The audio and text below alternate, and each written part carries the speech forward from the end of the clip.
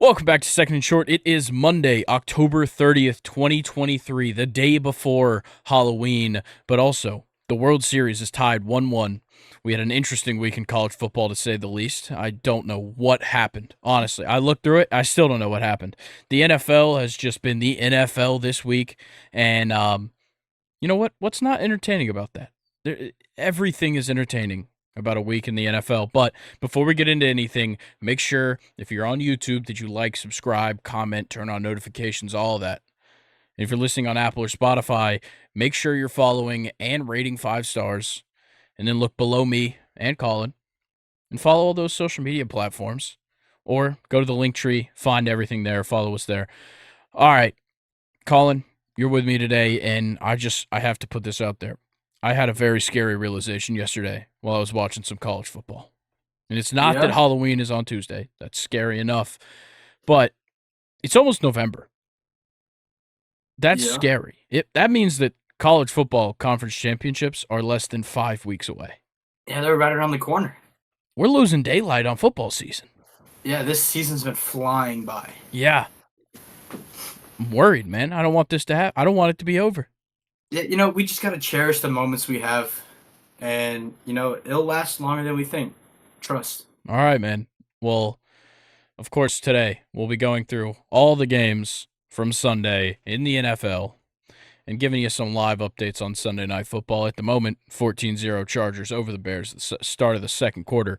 But we also have the World Series to talk about. We have all the college football to talk about, the new AP poll, next week's college football. And, of course, we'll make some ridiculous hot take to close it out. Colin, are you ready for Win NFL? Yeah, NFL Week 8. yeah. I'm ready, man. Let's get All into it. right, it starts Rams versus Cowboys. The Cowboys complete their 10-play opening drive with Dak finding Fergie in the end zone, and I got a feeling that today is going to be a long day for the Rams. To finish the first quarter, Deron Bland picks off seasoned veteran Matthew Stafford, takes it to the house. Cowboys up 17-3. Then Dak finds Lamb 2 times in the second quarter, and the Cowboys are making the Rams CDs, TDs all first half. Cowboys up 33-3. The Rams put together a 12-play touchdown drive before the half to make it 33-9 at the half.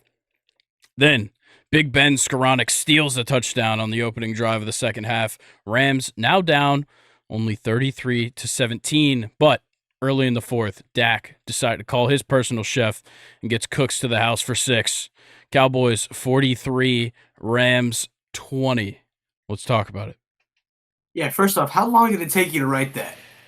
I have been taking notes since 5:30, 5:45. It is 9 o'clock. I was about to say, man, that was pretty impressive. Thank you. That's some good shit. But There's yeah, more to come. There is more to come. just what the fuck happened? Yeah, Matthew Stafford's thumb was the subject of bullying in this game. I don't know why his thumb kept hitting everybody, but it was getting jammed, it was getting crushed. I don't know what the deal was, but eventually he left the game. But overall, not a good game for him. The running game was okay. Royce Freeman had a couple of good runs. Darrell Henderson had a couple of good, moments. He had a lot of carries, not a lot of yards, but some decent moments. And overall, the Rams just couldn't get anything big. Like they had some big plays, but nobody had a huge game-changing performance for them, and it really hurt them against the Cowboys. Yeah, it's a bad day when Darrell Henderson is leading your team in receiving yards. Yeah, When you have people, like Cooper Kupp, Tyler Higbee, Puka Nakua, yeah, it's a rough day in the office for that. yeah, But and but overall, the Cowboys defense, yes, insane. wow, this is what they're known for. And even with them having a bunch of key guys out, they really impressed today. Oh yeah, like Dak had a great game, despite the one pick, but it was like tipped around and caught. It's not even that bad, but yeah, CD Lamb, 12 receptions, his career high in receptions, 158 yards, 2 touchdowns. Brandon Cooks gets a touchdown, Jake Ferguson gets a touchdown, and those three just kind of carry that offense. Yeah, I mean, after Jake Ferguson, like no one really played a part in the Yeah. receiving game. But I will say, Kavonte Turpin with a huge, huge return on the after the safety from the blocked field goal. He had a Yeah, huge return. I think it was 63 yards. Got him in great position. They score another touchdown. Like it was just them constantly laying it on him. yeah. I mean, this is the Cowboys team we all thought we were gonna get Yeah, for the whole season. exactly. You know, they had a couple of rough games, but I really liked what I saw from them. Dak, Dak's always gonna throw a pick. That's just standard Dak True. Prescott. But when he can back it up with 4 touchdowns, you can get away with that. Oh yeah, he had a great day, and the Cowboys' defense was just ridiculous. Micah Parsons was all over him. You had he had a sack, I think, or no, he forced a fumble and then it got called back. But Deron Bland, of course, the pick six and just everything firing on the defense. Of course, the blocked punt, everything. All aspects of the game. The Cowboys looked great, and it got him a 23-point win. Yeah, you'll take it off a Rams offense that's like been pretty good since Cooper Kupp has come back. Yeah. It just seems like there's things to figure out. And now with Stafford hurting the thumb, you know, who knows what's going to happen, but it just seems like they can't put everything together yet on the offense. Yeah, and they're really missing Kyron at that RB spot. Definitely. Between Royce Freeman and Darrell Henderson Jr., Yeah, it just doesn't look good. it does not. But let's get into the next game Vikings Packers. And who would Oh, have thought the Vikings would open the scoring with their first rushing touchdown of the season? And it goes to Cam Akers. Somebody better do a wellness check on Alexander Madison. But Kirk Cousins finds TJ Hawkinson on the slide, and he's safe. Touchdown. Vikings make it 17-3 in Green Bay. Then Jordan Addison pulls one down in traffic, takes it in for 6. The Vikings take a 21-point lead. And despite Kirk leaving late in the game with an ankle injury, the Vikings win 24-10. Kirk Cousins, torn Achilles, comes out after the game. Brutal. oh, Brutal. my heart, man. Yeah. He was playing so well this year too. Like despite the 4 losses, like he has been competing all year, dude. Yeah. Like he's looked freaking like amazing. He looked great in this game. 274, Exactly. 2 touchdowns, no picks. And he's been having to do it without his best wide receiver. Yeah. KJ Osborne had a great day. Hawkinson, Jordan Addison. That kind of told the story for the receiving game, but they all definitely carried their load here. Yeah, Jordan Addison's really sitting in at that offense. Ever since Jay Jett has gone out, he's really looked comfortable as that wide receiver number one. Yeah. Yeah, he's looked good. And Alexander Madison still sucks. 16 carries, 31 yards, 1.9 per carry. Shit. Man, He is I ass. dude, like it was like he had a 10-yard run, and then he had a negative 10-yard run. Yeah. He had a 7-yard run, negative 7-yard run. Yeah. It's like dude just cannot find consistency. I don't know why they didn't stick with Cam Akers longer. I don't know. Like he looked good. Yeah. 9 for 19. Yeah, it's not the best, but he got in the end zone, and he's just the more efficient runner. Yeah. I But don't know what the deal was with that. But on the Green Bay side, the Vikings got lucky that Green Bay could not find a source of offense anywhere. yeah, Jaden Reed had a couple of good plays, got him 4 receptions and 83 yards, but the run game just wasn't quite there.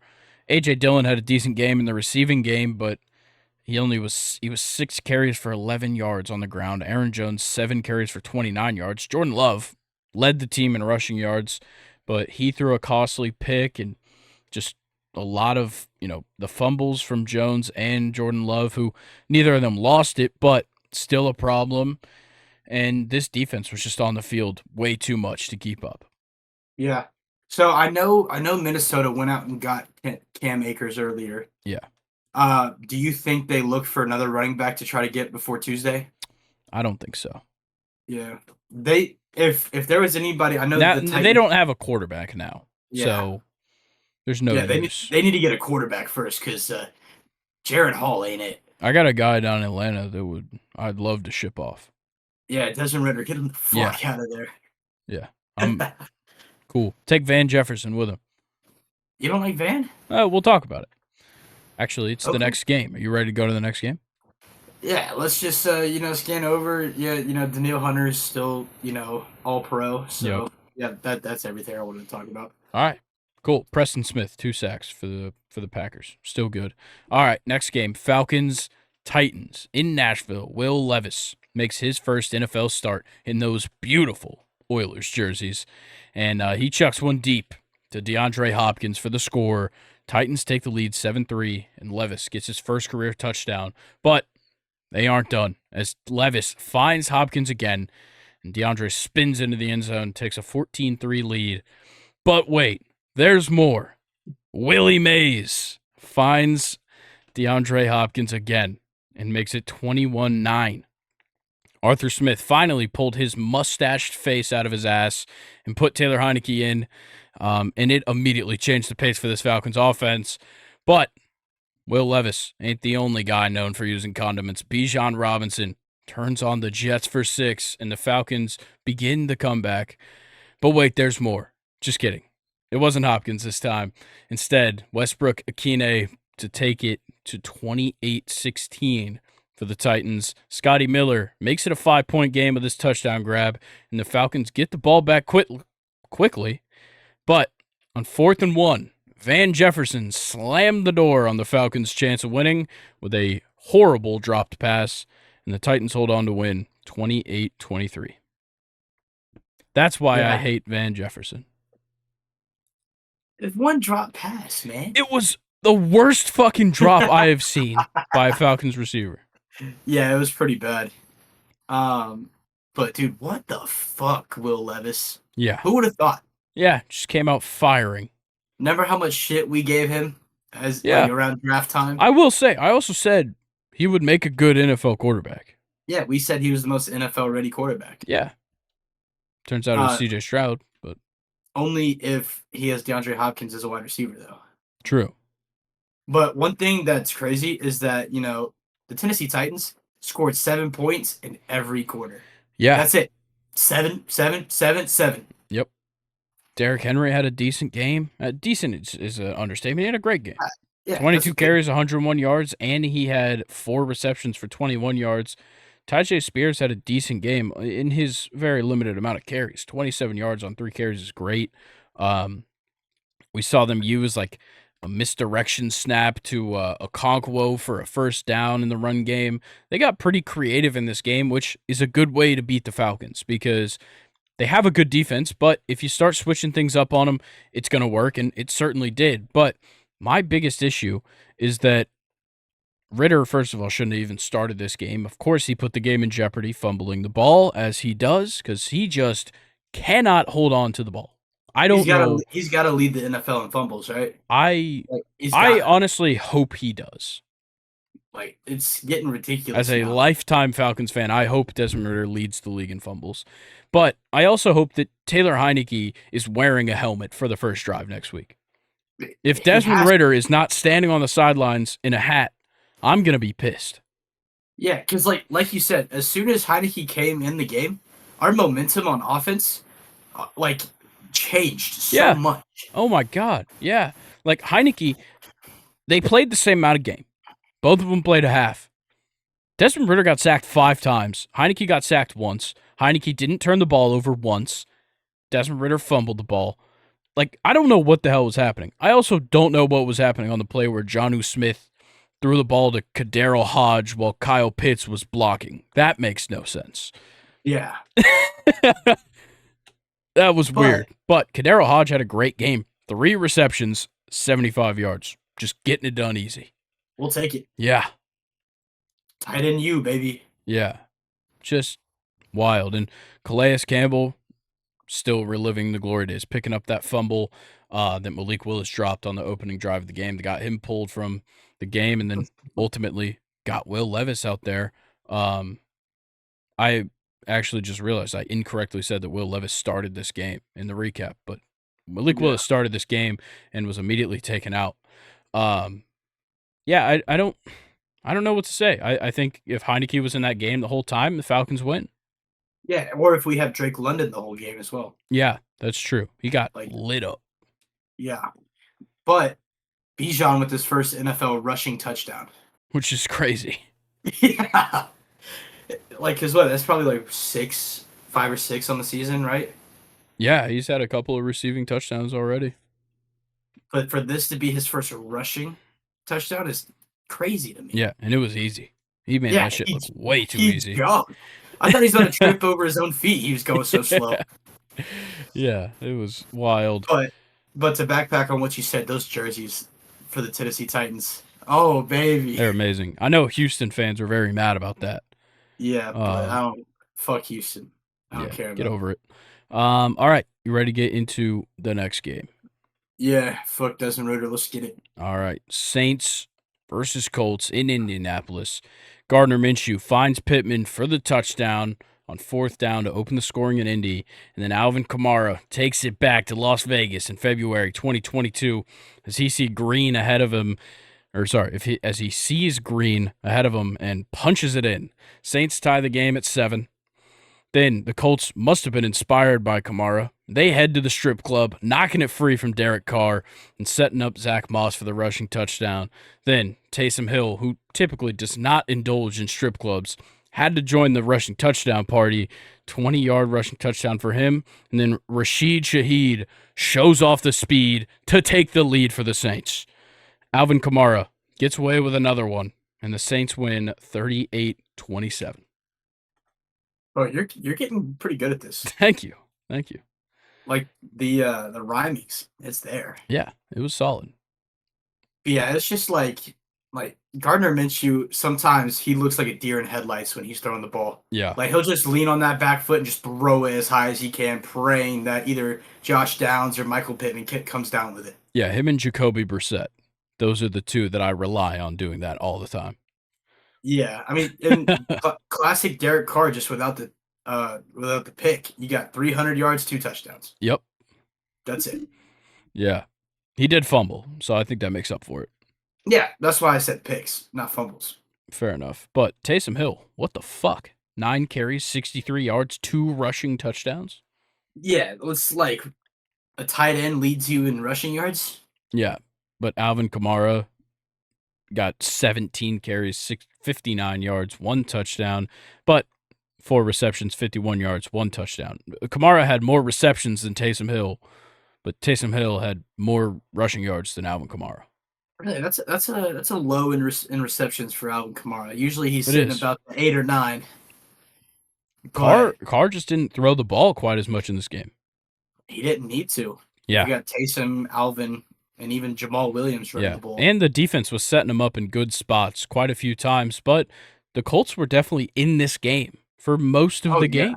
Like, oh yeah, it was real close. A 1-point game at the half. New Orleans came out with a touchdown and made it a little bit tougher, but the Colts stayed in this game. I'm not mad at Gardner Minshew's performance. Yeah, the pick sucks, but I'm not mad about him playing like that.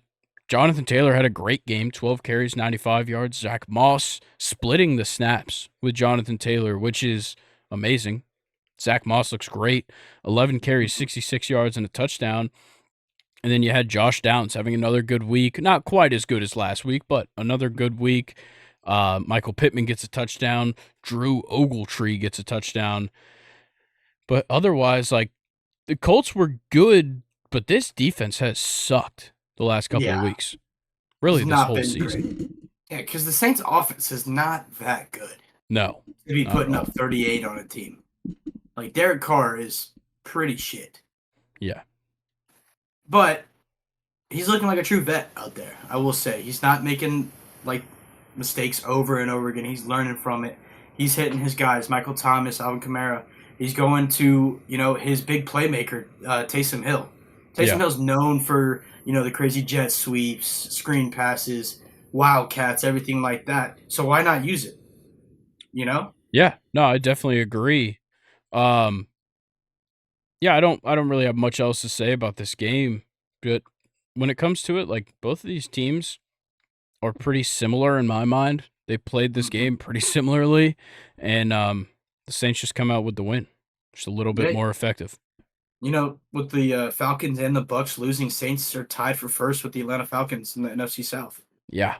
So they're making some noise. Yes. Yes, they are. But let's get to the next game. Patriots versus Dolphins. Kyle Duggar picks off Tua, and Mac Jones leaves the Dolphins saying, Jesus Christ, it's Kendrick Bourne. The Pats go up 7-0. The Dolphins turning it Tua tie game with a ball down the field, 42 yards to Tyreek Hill for the touchdown. Then the Dolphins take the lead with a goal line slant to Cedric Wilson. Raheem Mostert refuses to be left out of the touchdown club every week. He punches one in for 1 yard in the score. Mac Jones has needed good juju all year. Finally gets him in the end zone to make it one touchdown, to make it a one touchdown game. But the Dolphins make the March of the Penguins down the field, and Jalen waddles into the end zone for the 31-yard touchdown. Dolphins win 31-17. Jesus Grayson. I think the Jesus Christ, it's Kendrick Bourne, is the best so far. Yeah, I don't know. I like the March of the Penguins for Jalen Yeah. Waddle. That's pretty nice. All right, so Dolphins win 31-17, and I kind of talked about this. Like, I knew that New England would kind of like try and threaten them, but the Dolphins would ultimately win. That's kind of what happened here. Yeah, I mean, almost every time the division games are going to be close. Hard fought, but the Dolphins' offense is just too explosive. Like I said, they can score at will, Yeah. Yeah, and the same cannot be said for the New England Patriots. It's a miracle when Mac Jones gets in the end zone. exactly. And like for Tua, it was just like he could do no wrong in this game. I know he threw a pick, but 30 for 45, 324, 3 touchdowns. Like Mostert gets a rushing touchdown, but Waddle has a great game. Tyreek Hill has a great game.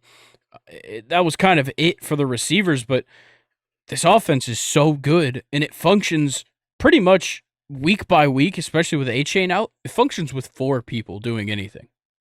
Mm-hmm. Yeah, no. And look at Chase Claypool getting a reception right there. Yeah.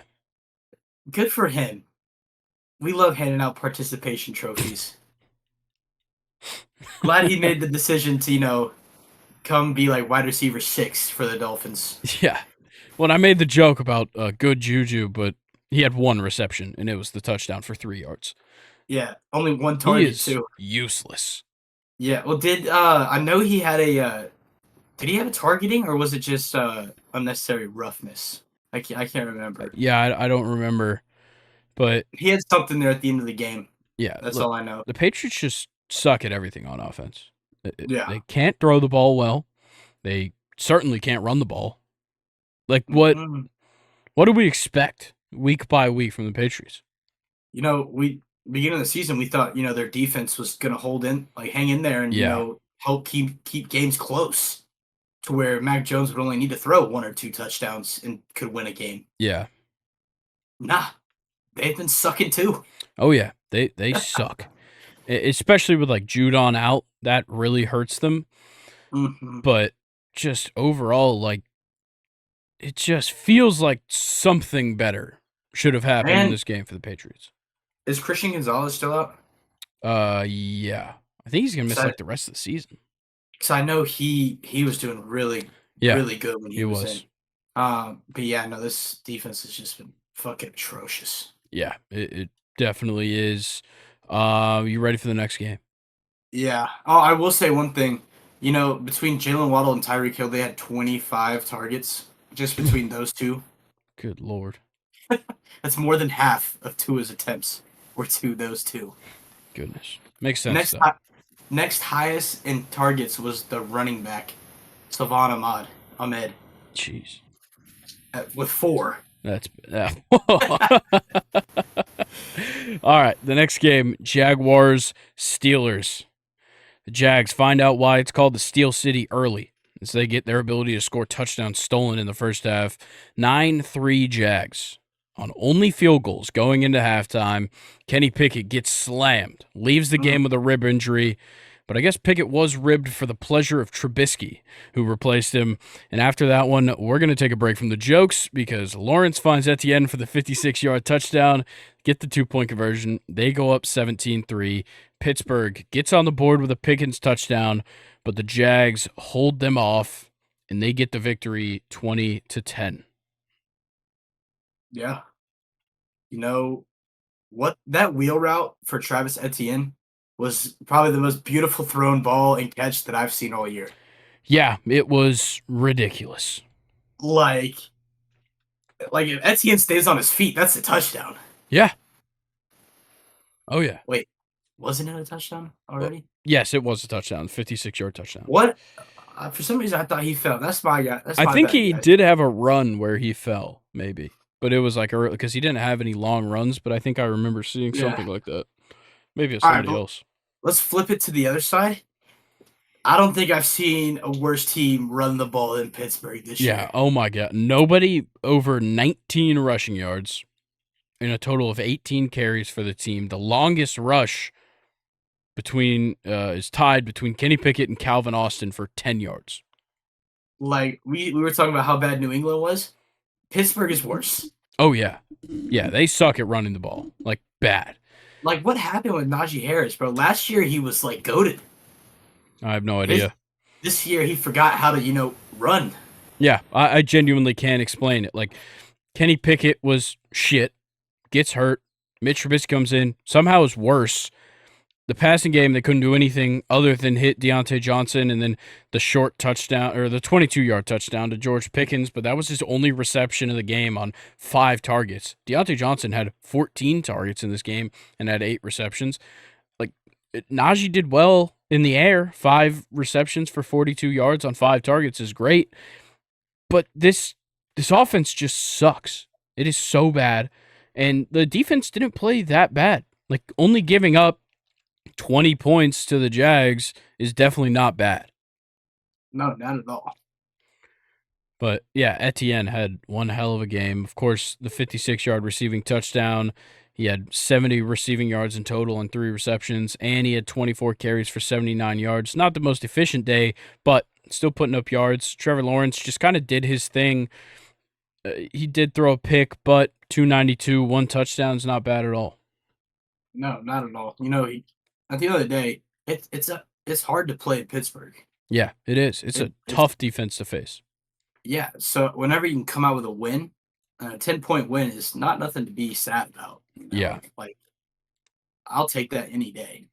That team's getting banged up a little bit. Etienne was having some ankle problems. Lawrence was having some problems. At the end of the day, they come out with a W, so nothing to be down about. Yep. All right. I'm going to preface the next game by just saying this recap might be a little rough. It was the first one I wrote. I was really going for the Halloween theme, being the Halloween's on Tuesday. So just bear with me. All right. Eagles versus Commanders.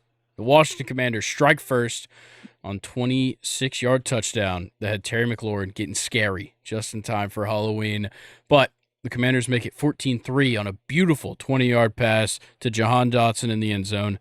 But we all knew that Swole Batman wouldn't stay in the shadows for long. A.J. Brown makes a one-handed grab at the pylon for the Birds. First touchdown of the game. Commanders still up 14-10. And the Eagles leave some time on the clock, and Joey Sly drops a bomb for the Commies before the half. 61 yards for the 17-10 lead going into halftime. Then Swole Batman with a touchdown returns, and with another score this time, showing off the strength and dragging both his defenders to the house. Eagles tie the game at 17. Then Logan Thomas lays out for 1 in the end zone, reels it in for 6. Commanders lead 24-17, but Skinny Batman did not want to be left out of the Halloween festivities, and Devontae got to the best house on the block before anyone saw him. Touchdown for Devontae Smith, and then Reed Blankenship gets a pick. 2 plays later, Julio Jones gets the score, and the Eagles take the lead 31-24 and leave all the fans wondering what year it is for a white guy to play in the secondary and Julio Jones to catch a touchdown. The Eagles win 38-31. Nice. Thank nice you. job. Yeah, I struggled on the Batman ones. Yeah, I like Swole and Skinny Batman. Yeah, it's great. That's nice. Yeah. But first thing I'm going to point out, Terry McLaurin, 5 receptions on 12 targets. I'm going to cry. I'm going to cry.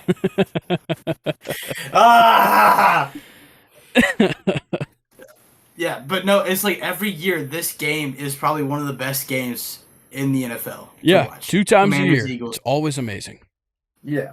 And like, it didn't disappoint. I really thought the Commanders were about to win this game. Yeah. And then out of nowhere, Swole Batman, 8 receptions, 130 yards, 2 touchdowns. Yep. And Devontae Smith not far behind. 7 receptions, 99 yards and a touchdown. You mean Skinny Batman? Yeah, skinny Batman. Ah. Yeah, but hey, look at Julio. Yeah, Look man. at him. Look at him. I'm so proud. Look at Sam Howell, though. 39 for 52. We're not talking about it. 397, 4 touchdowns, 1 pick, and he only got sacked once. Probably the least amount of sacks in any game this season.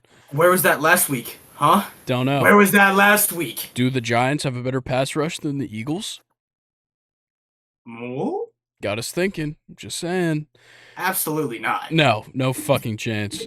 But Jalen Hurts had a ridiculous game. 319, 4 touchdowns, didn't throw a pick.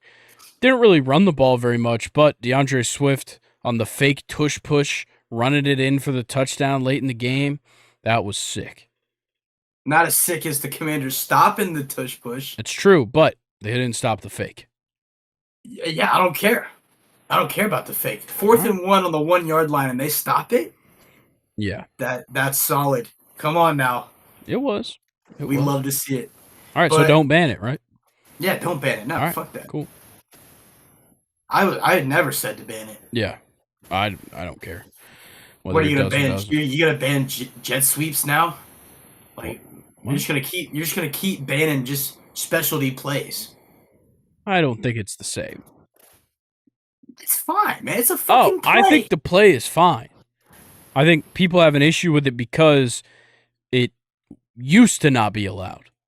Yeah, people have an issue with it because the Eagles are so freaking good at it. That's true. And nobody else is. Yeah, I agree. Maybe practice it more. Maybe. Come on. The Eagles spend an hour every practice working on that. Yeah. But yeah, no. So, Jahan Dotson was whining like a little bitch when he wasn't getting the ball. So, you know what? Sam Howell finally gave him the ball. Yeah. And he did not disappoint. Did not disappoint. Yeah. A bunch of guys played great in this game. Jamison Crowder, 7 receptions, 95 yards and a touchdown. We already talked about Terry McLaurin, but 5 for 63, 1 touchdown on 12 targets, granted. Logan Thomas, 6 receptions, 44 yards. Like, they had it rolling. The problem was, in this game, the defenses, dude. 1 sack for Philly, 2 sacks for Washington. Just could not get it done for either of them. Yeah, Chase Young was a non-factor in this game. Yeah. Like he didn't have a QB hit. I don't even think he pressured that many times. No. Like it was just like tough performance. Yeah. Absolutely. The biggest thing was like no fumbles. And actually that's a lie. There was 3 fumbles. Gainwell and Hurts, I think, fumbled. It wasn't popping up for me. 3 fumbles, that's about normal. Yeah. Yeah. All right. Ready for the next game? I guess. Texans, Panthers, and this was a slow one, so bear with me. No, I'm not ready for this game, Grant. We can just skip it. In a showdown of the number 1 and number 2 picks of this year's draft and 2 best friends since 8th grade, the Texans get it started. They rattle off a 17-play, 9-minute, 20-second drive and ultimately punch it in with fullback Andrew Beck. I'm sorry for any fantasy football player in this game. Well, I'll just say that because Bryce Young then found Tommy Tremble in the end zone for 6, but his last name must be contagious because Eddie Pinheiro missed the extra point. But the Texans put together yet another long touchdown drive. This time, they let the Stroud boy keep it, and he shows off the guns, shoving it in for the score. But Pinheiro shook off the nerves of the Tremble touchdown and made the 29-yard field goal as time expired. The Panthers win the game, their first game of the season, 15-3. Woo! I guess. I guess we should cheer for them. Bryce Young, overall, I mean, he didn't look horrible. Yeah, that's true. That's true. He looked better than C.J. Stroud this game. Oh, yeah. The tough part is that he got sacked 6 times. That's going to happen a lot. Yeah. Man, Austin Eckler, you need to sit down. Sorry, guys. But again, Adam Thielen, he's Bryce Young's guy. Reel in another 8 catches on 11 targets, Yeah. 72 yards. Yeah. That's like I think that's a season low in receptions this year. If I'm being honest. Yeah. Actually, no. Week 3, I think he had 7. Yeah. I'm so glad that Miles Sanders is getting no fucking carries. He got 2 carries in this game, 0 yards. Not surprised. Chuba Hubbard, 15 carries, 28 yards. Shit. They can't run the ball at all. It doesn't matter who it is. Well, I mean, Houston's got a great run defense. They do. You're going up against, was it Will Anderson? Who else we got? Is it? I'm trying to think of I Henry can't think Henry of Toa Toa. Okay, you're just going to name all the guys that used to play at Alabama? Yeah, maybe. I think that's it. Their defensive line is Will Anderson, Malik Collins, Sheldon Rankins, Jonathan Greenard, and Henry Toto. Yeah, sounds good. But nonetheless, this game fucking sucked. Yeah, Damon Pierce wasn't very good. CJ Stroud ran in a touchdown, which is sick, but like they're using the fullback to run in touchdowns. Noah Brown was getting targets.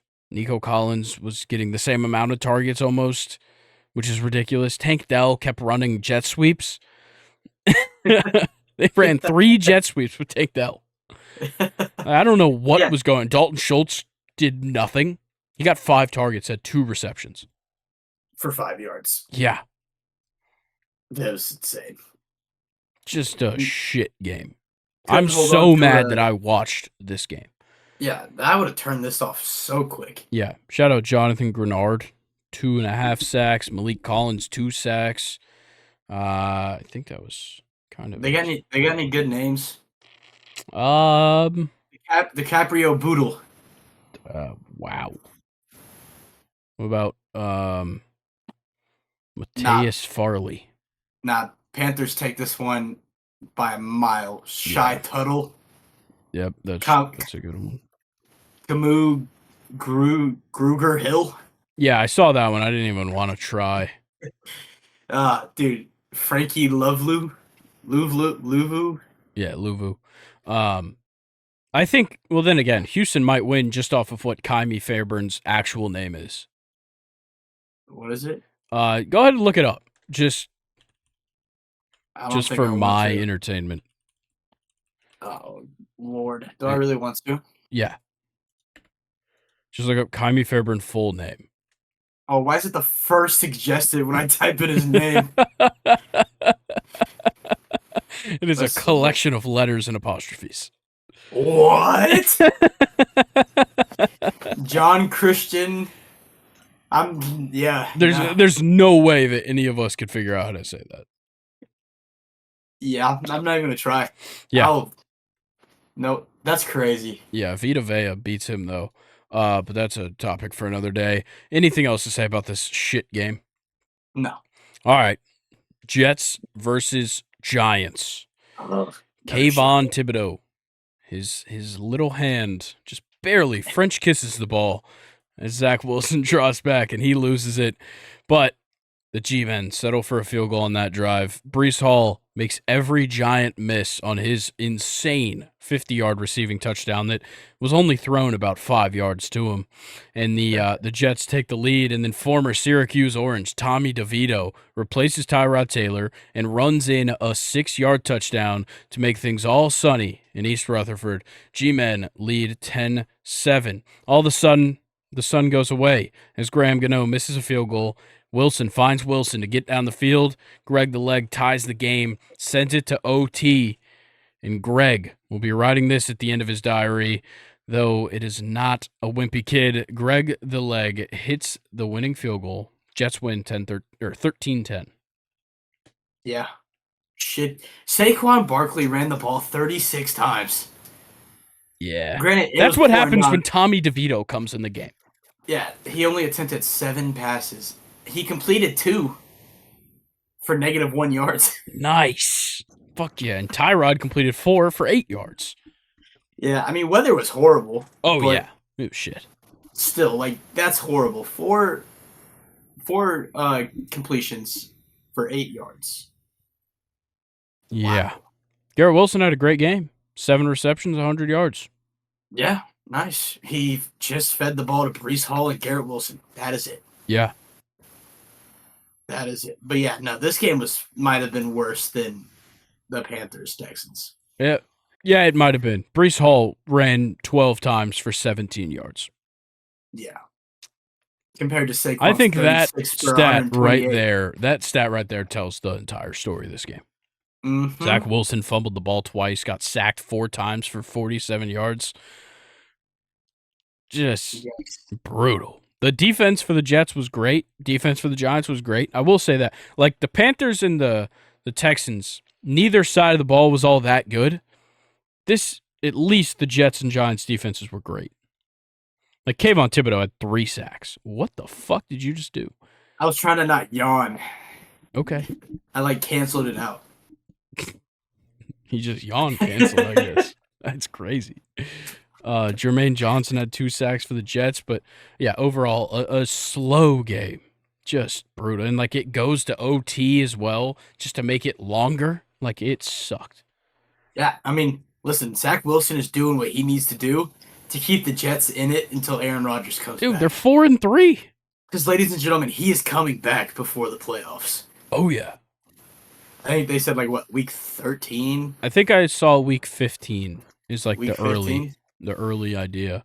Hey, if Buffalo can keep losing, yeah, and the Jets keep winning, I will say they're fighting for a wild card spot because the Dolphins are going to take this division easily. True.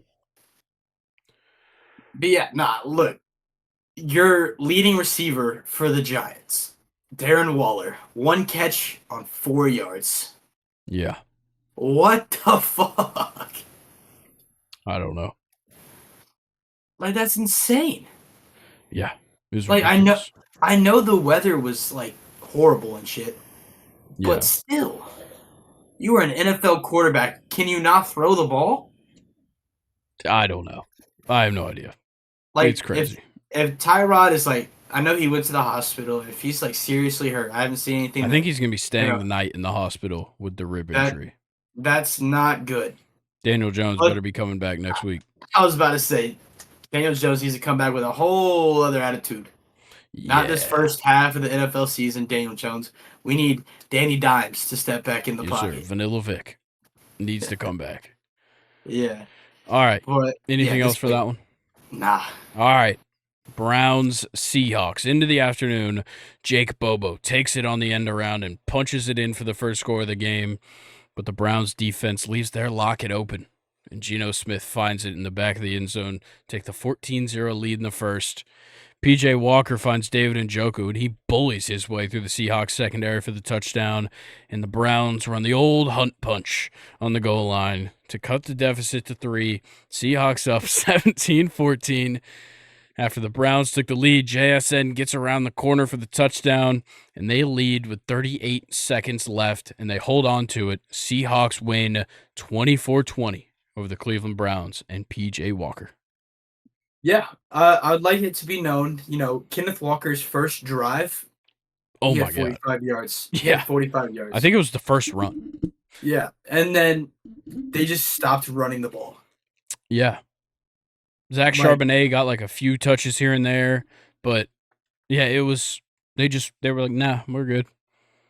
Yeah, DK had 14 targets. Yeah, he had 5 receptions. That's worse than Terry. Oh my God. I sat him this week too, and I feel bad about it. Yeah. I started Aaron Jones over DK Metcalf this week. That's tough. Yeah. Glad to see JSN scoring a touchdown 2 straight weeks. Yeah, that's nice. He's definitely starting to get the ball. Yeah, and Jake Bobo scored 2 touchdowns 2 straight weeks. Yeah, they're starting to look other than Tyler Lockett and DK Metcalf, which is nice. That's how you're going to expand this offense and put up more points. Yeah. Yeah, they look pretty solid.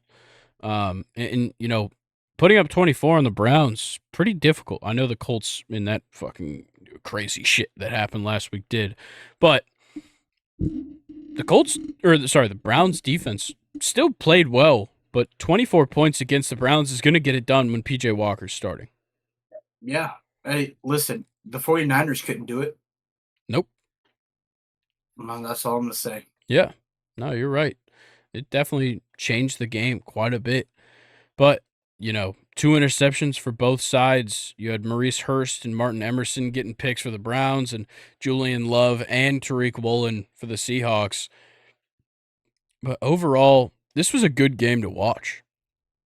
Yeah, no, absolutely. I was keeping up when I was at work, and it was great to watch. Amari Cooper, 6 receptions, 89 yards. You love to see it. You love to see David Njoku expand not on checkdowns only. Yeah. He had a 41-yard catch. Yeah. You'll take that. Pierre Strong, I like that he's getting the ball a little bit more. As Jerome Ford was fighting an injury, he's starting to come back a little bit now. But they signed Kareem Hunt for a reason. The 1 to 5 yard touchdown runs is his specialty. Yep. Like I said, the Hunt punch. Yep, you love to see it. Yeah, you love it. And you love to see this next result. Broncos versus Chiefs. Let Russ cook. Wilson drops back, finds Javonte Williams on the flat, and Williams gets crushed over the goal line, though, for a touchdown and an early 7-0 lead for the Broncos. And then some C-tier wide receiver wheels in a little touchdown in the corner to extend the lead and make it 14-3. And then Food Cortland Sutton was ready to eat, and Russ was cooking. Wilson finds him for the touchdown and the 21-9 lead in the fourth. And at this point, if you haven't realized, I have not talked about the Kansas City Chiefs because they haven't scored a touchdown. So now I'll talk about them. On 4th and 27, Mahomes throws it deep on the run. It's reeled in by Justin Simmons, and the Broncos pick it off, and they settle for a field goal. They get the win 24-9. Holy shit. They did, and all the Chiefs fans, the Chiefs fans are gonna blame it on, Patrick Mahomes had the flu, he shouldn't have been playing. Yeah, crazy. Okay, then if he wasn't good to go, he wouldn't have played. Yeah, just an absurd result. This was the Denver defense we've been waiting to see. Yeah. Oh yeah. Mahomes threw 2 picks, got sacked 3 times. This defense looked so good. And they had a ton of huge stops. Yeah, huge stops, picks, fumbles, sacks. That's all we were hearing about Denver's defense coming into the season. This was a newly upgraded defense. Sean Payton knew what he was doing when he was putting this defense together for this year. Where has this been all season? You just held one of the best offenses to 9 points. Yeah, it was crazy. Pacheco couldn't really break one off. Patrick Mahomes ran okay on the ground, but in the passing game, Kelsey was pretty much on locks, 9 targets, 6 receptions, 58 yards. Rashee Rice wasn't able to get any of those huge, touchdown plays that he has in these last couple of weeks. Justin Watson couldn't do anything. MVS couldn't do anything, and the rest of that list of idiots can't catch the ball, so they're not going to get that many targets. Yeah, I love to see Kadarius Toney down at the bottom. Yeah, it does make me happy.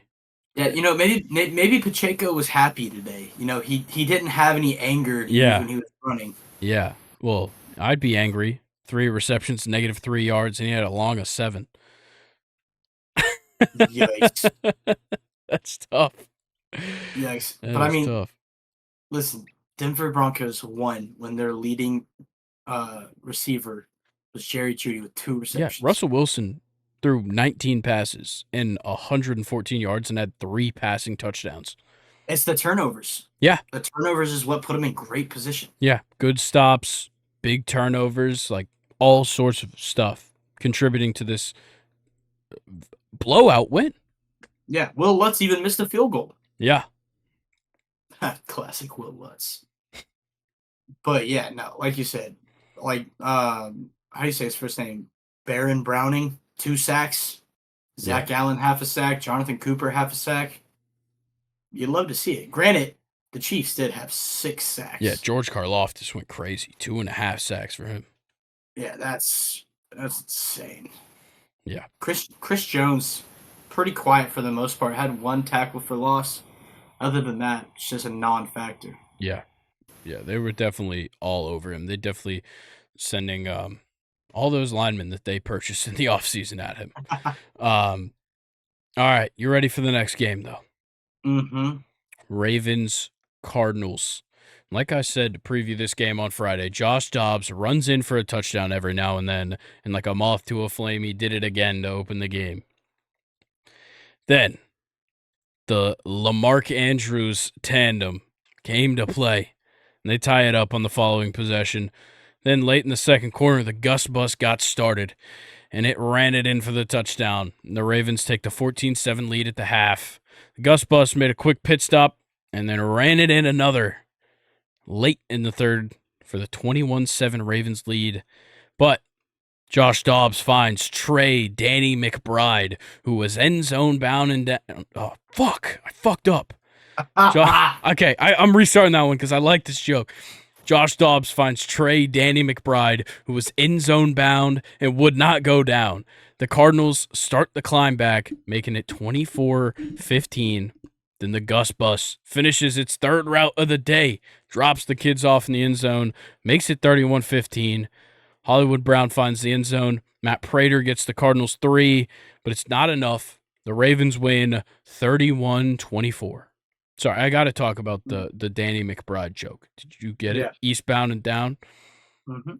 As soon as I saw the guy's name was Trey McBride, popped in my head. I was so happy. You're like, shit, write it down, write it down, write it down. Yep. Man, it's just like, Lamar didn't have a great day. No, he didn't. But he did what he needed to do. Is like the way you can put it. Yeah, I think the defense helped a lot because they didn't create a ton of offense. Like, as a team, they had like 260 yards of offense. Yeah, not the best. Yeah, like Gus Edwards obviously had a great day, 80 yards, 3 touchdowns, 2 receptions, 14 yards, whatever, that adds on to it. But like Mark Andrews didn't do all that much outside of his touchdown. Justice Hill didn't do that much. Zay Flowers had 5 receptions, but only 19 yards. Odell, 4 targets, 0 receptions. Like, it didn't help that the receiving core kind of struggled for Lamar. Yeah. I mean, I like Arizona's pass defense. I think it's great. It's not bad. Yeah. Buda Baker leads it, a great day overall on holding those receivers to not a lot of yards. Yeah, they give up the passing touchdown to Mark Andrews in the end zone, but, it's going to happen. Oh, yeah. When your quarterback throws 2 picks and gives up great field position, it's going to happen. Yeah. Josh Dobbs he's so okay. Yeah, he's like the definition of average. Yeah. He's so we could start him if our guy goes down. Yeah, he's like the best backup quarterback you could ever have. Yeah, he's the best worst quarterback. Yeah, granted, I think he's played better than 1-7. I agree. Yeah. I honestly you could think say so. the same thing about Bryce Young. He's definitely played pretty well considering they're 1-7 now, or 1-6, I think. Yeah, at the end of the day, it just comes down to weapons. Yeah. Like for Carolina, all you have is Adam Thielen. Yep. For here, you had James Conner. Yeah. It was great. Now all you have is Hollywood Brown. Yeah, and Trey McBride, 10 receptions, 95 yards and a touchdown. Yeah, tight end get 14 targets. That's crazy. That's Travis Kelce numbers. I was about to say, that's insane. Yeah. Like, he had more targets than... Like, he had the same amount of targets as their wide receiver 1 and 2 combined. Yeah. That's insane. It's crazy. Like, that's ridiculous. All right. Anything else for that game? No, not at all. All right. Let's get to our final recap, and then we'll talk a little bit about what's going on in Sunday Night Football. Bengals 49ers. Joey B came to play. He finds that Boyd named Tyler in the end zone for the 7-0 lead in the San Fran. And it wouldn't be an NFL recap without a McCaffrey touchdown. He extends the streak, makes it a tied game at 7. And apologies to the fantasy owners, but Joe Burrow finds Andre Iosivas for the touchdown? Who? Who the fuck is that? Yeah, some guy. But Brock was not looking too purty throwing 2 picks on 2 attempts, and like 7-Eleven, Jamar is always open, so Burrow finds him for 6. Bengals take the 24-10 lead early in the 4th. Purdy tried to get the rally started. He finds McCaffrey for the touchdown, but Cincinnati doesn't do shootouts, and Mixon really doesn't. Even if it was Nerf gardens, and even if they were on his property, he does not do that. Joe Mixon finds the end zone for the 31-17 lead. The Bengals hold on to it for the win. Yeah, it seems like you remember how good Brock Purdy was at not turning the ball over. Yeah, he lost the game, and it's out the window. It seems like the past 3 games, that's all he's known how to do. Yeah, it's crazy. Granted, he threw the same amount of passing yards as there are days in a year. Yeah, 365 passing yards is ridiculous for Brock Purdy. Yeah, granted, 1 touchdown, one passing touchdown. I think part of that is McCaffrey just not running quite as efficient as we're used to. Mm-hmm. Only 12 carries for McCaffrey is kind of wild. Yeah, but like Purdy had 57 yards on 6 carries is crazy. They got down early. Yeah. You know, McCaffrey couldn't run past Trey Hendrickson. Yeah, but Kittle having a huge game. 9 receptions on 11 targets, 149 yards. Brandon Ayuk, 5 receptions on 9 targets, but 109 yards. McCaffrey having a solid day in the receiving game. He catches a touchdown, and Ray McLeod has 43 yards. Nobody else recorded a receiving yard. 4 guys in this game actually caught the ball, and only 5 guys were targeted, and Elijah Mitchell got 1 target. It seems like they're really missing Debo right now. That's why Brock Purdy's throwing picks. Also, where was Juwan Jennings? That's what I'm saying. Like, where is everybody else? There's so many other guys you could put on the field. And instead, you're limiting Brock Purdy. You're not giving him that many options, and it forces him to make bad decisions. Yeah. I agree. But also, this San Fran defense has just been so shit the past 2 games. Yeah. Minnesota and Cincinnati Bengals, high-powered offenses, but you're supposed to be one of the top defenses in the game. Yeah.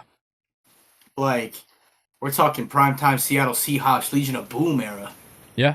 And the thing is like their big contributors are playing well, but it's in those weak spots that teams are really exploiting now. Like Fred Warner's still playing well. Talanoa Hufanga's still playing well. Dre Greenlaw, he's a little banged up, but he's still playing well. The thing is, Nick Bosa has not done shit this season. Mm-mm. It's crazy. Like he got paid, he was like Joe Burrow. He got paid and just didn't. He has 2.5 sacks. Yeah, that's not great. This man led the league in sacks last year, and he has as many tackles as he had sacks last year. I'm pretty sure. You know who else has been sucking for him? Charvarius Ward. Yes. The man cannot lock down a receiver right now. No. I'm pretty sure at some point he got put on Tyler Boyd this game because he couldn't stop Jamar Chase. Yeah, he obviously couldn't. Jamar Chase, 10 receptions, 100 yards, and a touchdown. A perfect day for Jamar Chase, other than 2 carries for -8 yards. Yeah, but, he's not a running back. That's a good point. I don't know why they're running end rounds to Jamar Chase. It seems like every team is trying to run end rounds right now. Yeah, it's weird. I think they're the dumbest play call ever. They are not that, like, every once in a while they work. If you run them too much, you give the defense opportunities to realize that, oh, look, they're running. And it's a very good way to lose yards. Yeah. I.e. Jamar Chase running for -8 yards. I don't get it because, first of all, it's useless. The only time it's good to use is if you're really rolling down the field and it's a quick no-huddle play call for one. Because you've got the defense on their toes. They're all stressed out. They're going to try and get to the quarterback at all costs, and then you have a guy come across, throws things off. But I think it's a dumb play call. I think teams should just kind of stop using it that much. Amen. But yeah, Cincinnati's defense looked pretty solid. Of course, the 2 interceptions were huge. Logan Wilson with 1 and Jermaine Pratt with the other. But it just, I don't know what the problem is with San Francisco. I think obviously there's not enough options for Purdy, and that's really hurting him. Or maybe he's not using his options enough, whatever it is. But they're not running the ball quite as well as they have in the past. McCaffrey is getting a little less efficient, despite scoring 2 touchdowns in this game. They're only 2 touchdowns. He's not playing very efficient, and that's hurting them a lot. I think he's still fighting that oblique right now. It's not I a hundred. think so too. It's not 100%. So, um, but look, at the end of the day, the AFC North standings right now, there's a three-way tie for second place Yeah. between Cincinnati, Cleveland, and Pittsburgh. Baltimore's in the lead. Yeah, but look, Seattle jumped San Fran. San Fran dropped to second in the division. Yeah. You're telling me this season could end with San Fran as a wild card, or really potentially Out not of the even in the playoffs? yeah, not in the playoffs. It Yep. could. I think some guys just need to get healthy. Then they've Yeah. got a bye week, I believe, next week. So Yeah. that definitely gives them a chance. Let's see real quick. Next But week, yeah, they have a bye this week, like this upcoming yeah, week. that's what I was saying. Yeah, and then Week they 9. play. Then they got a tough stretch. You know, they I got the know. Jags, Bucks, Seahawks, and then the Eagles. Yeah. It's not going to be easy. But Not let's talk about what's going on in Sunday Night Football. You've been watching the game. I have it on. I haven't been paying any attention to it. But Chargers up 24-7 early in the third quarter. Justin Herbert having a great game. 24 for 28, 227, 3 touchdowns, no picks, no sacks. Austin Eckler, 6 receptions, 100 yards, and a touchdown. Oh, man. That hurts. Yeah, that is tough. Well, like Eckler and Keenan Allen, perfect on their targets. Eckler's got 25.5 points right now in fantasy. He's only got 6 carries for 10 yards. They've only run the ball 11 times. Yeah, I mean, Chicago's got a good defensive line. They do. I'll give them that. Yeah. But their secondary is horrible. It definitely is, and the offense isn't much better. Tyson Bagent, like I said, I predicted this. Tyson Bagent would get lost on the field this week. He is lost. Yeah. 100%. Absolutely. And the running game is also lost. Donta Foreman back to sucking at football. Roshan Johnson just not really doing much. Darrington Evans ran in a touchdown. Cool, I guess. Yeah, outside of them, like, just doesn't seem like a lot's going on for him. I mean, this is the Chargers defense we've been waiting to see. But or is it just a struggling Bears offense? It's probably a little bit of both. I'll probably Yeah. say Joey Bosa's looked really good in this game right now. Yeah. He's making his presence known. Yeah, he's got the sack. He's got 2 tackles. You know, Eric Kendricks playing very well. Kenneth Murray has a pass defended, and he's got 5 total tackles. Oh, Herbert. Asante Samuels had one mistake, and it's that first play of the game to Darnell Mooney. Yeah. That is it. That is Jasir Taylor with a pick off a horrible throwing ball by Tyson Bagent. Not I will say. surprised. But, you know, Khalil Mack, you know, he only has 1 tackle, but it was a tackle for loss. Yeah. You know, but really, the Chargers have just held possession almost this entire game. So, you know, I kind of knew it was going to be a blowout. To be Yeah, honest. I expected the blowout for sure. This is like not a game meant for prime time. No, not at all. I guess coming into the season, when you think Yeah. about it, it was like, oh, Justin Fields is supposed to be so good, and the Chargers have this high-powered offense, and this is what this game turns into. Oh, Eckler probably just doubled his yardage right there.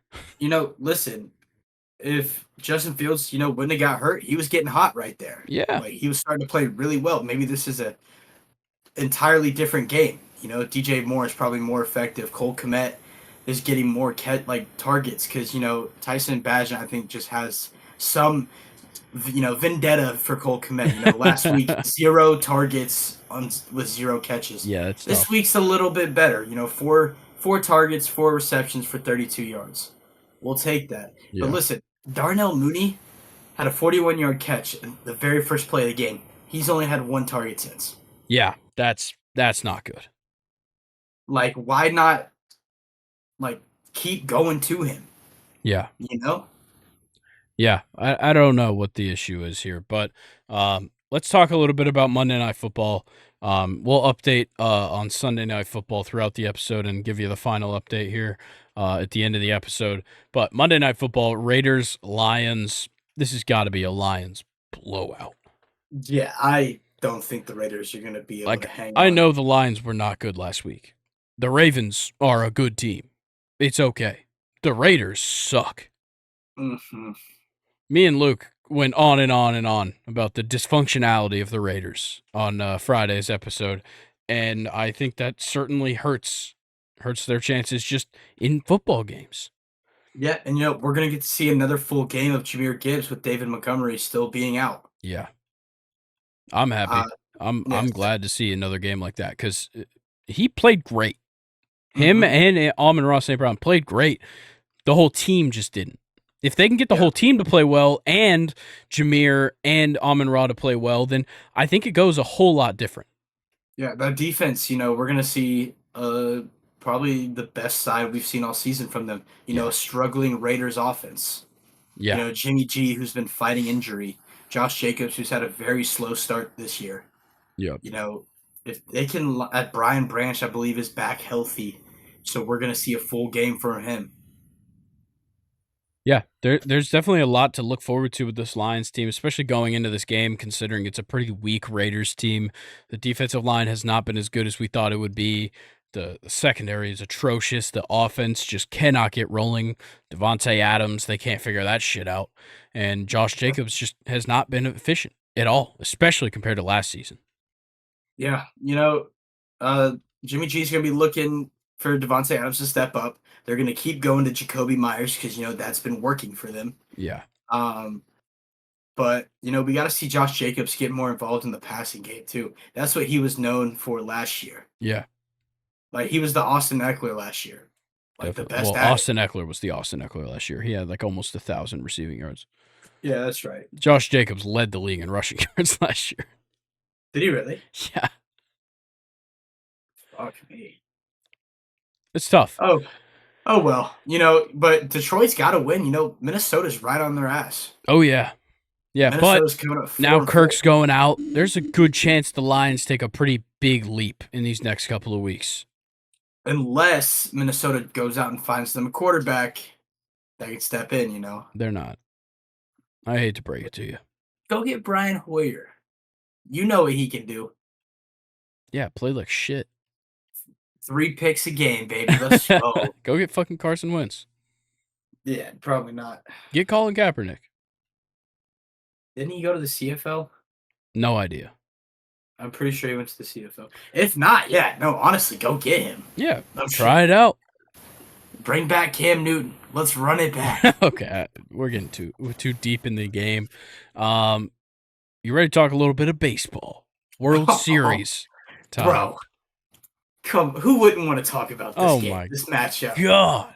This has been a dream come true for baseball fans, especially being neutral in this World Series. Yes, Game 1 goes the way of Texas in 11 innings, 6-5 on a walk-off home run by Adolis Garcia. Just a fucking amazing game.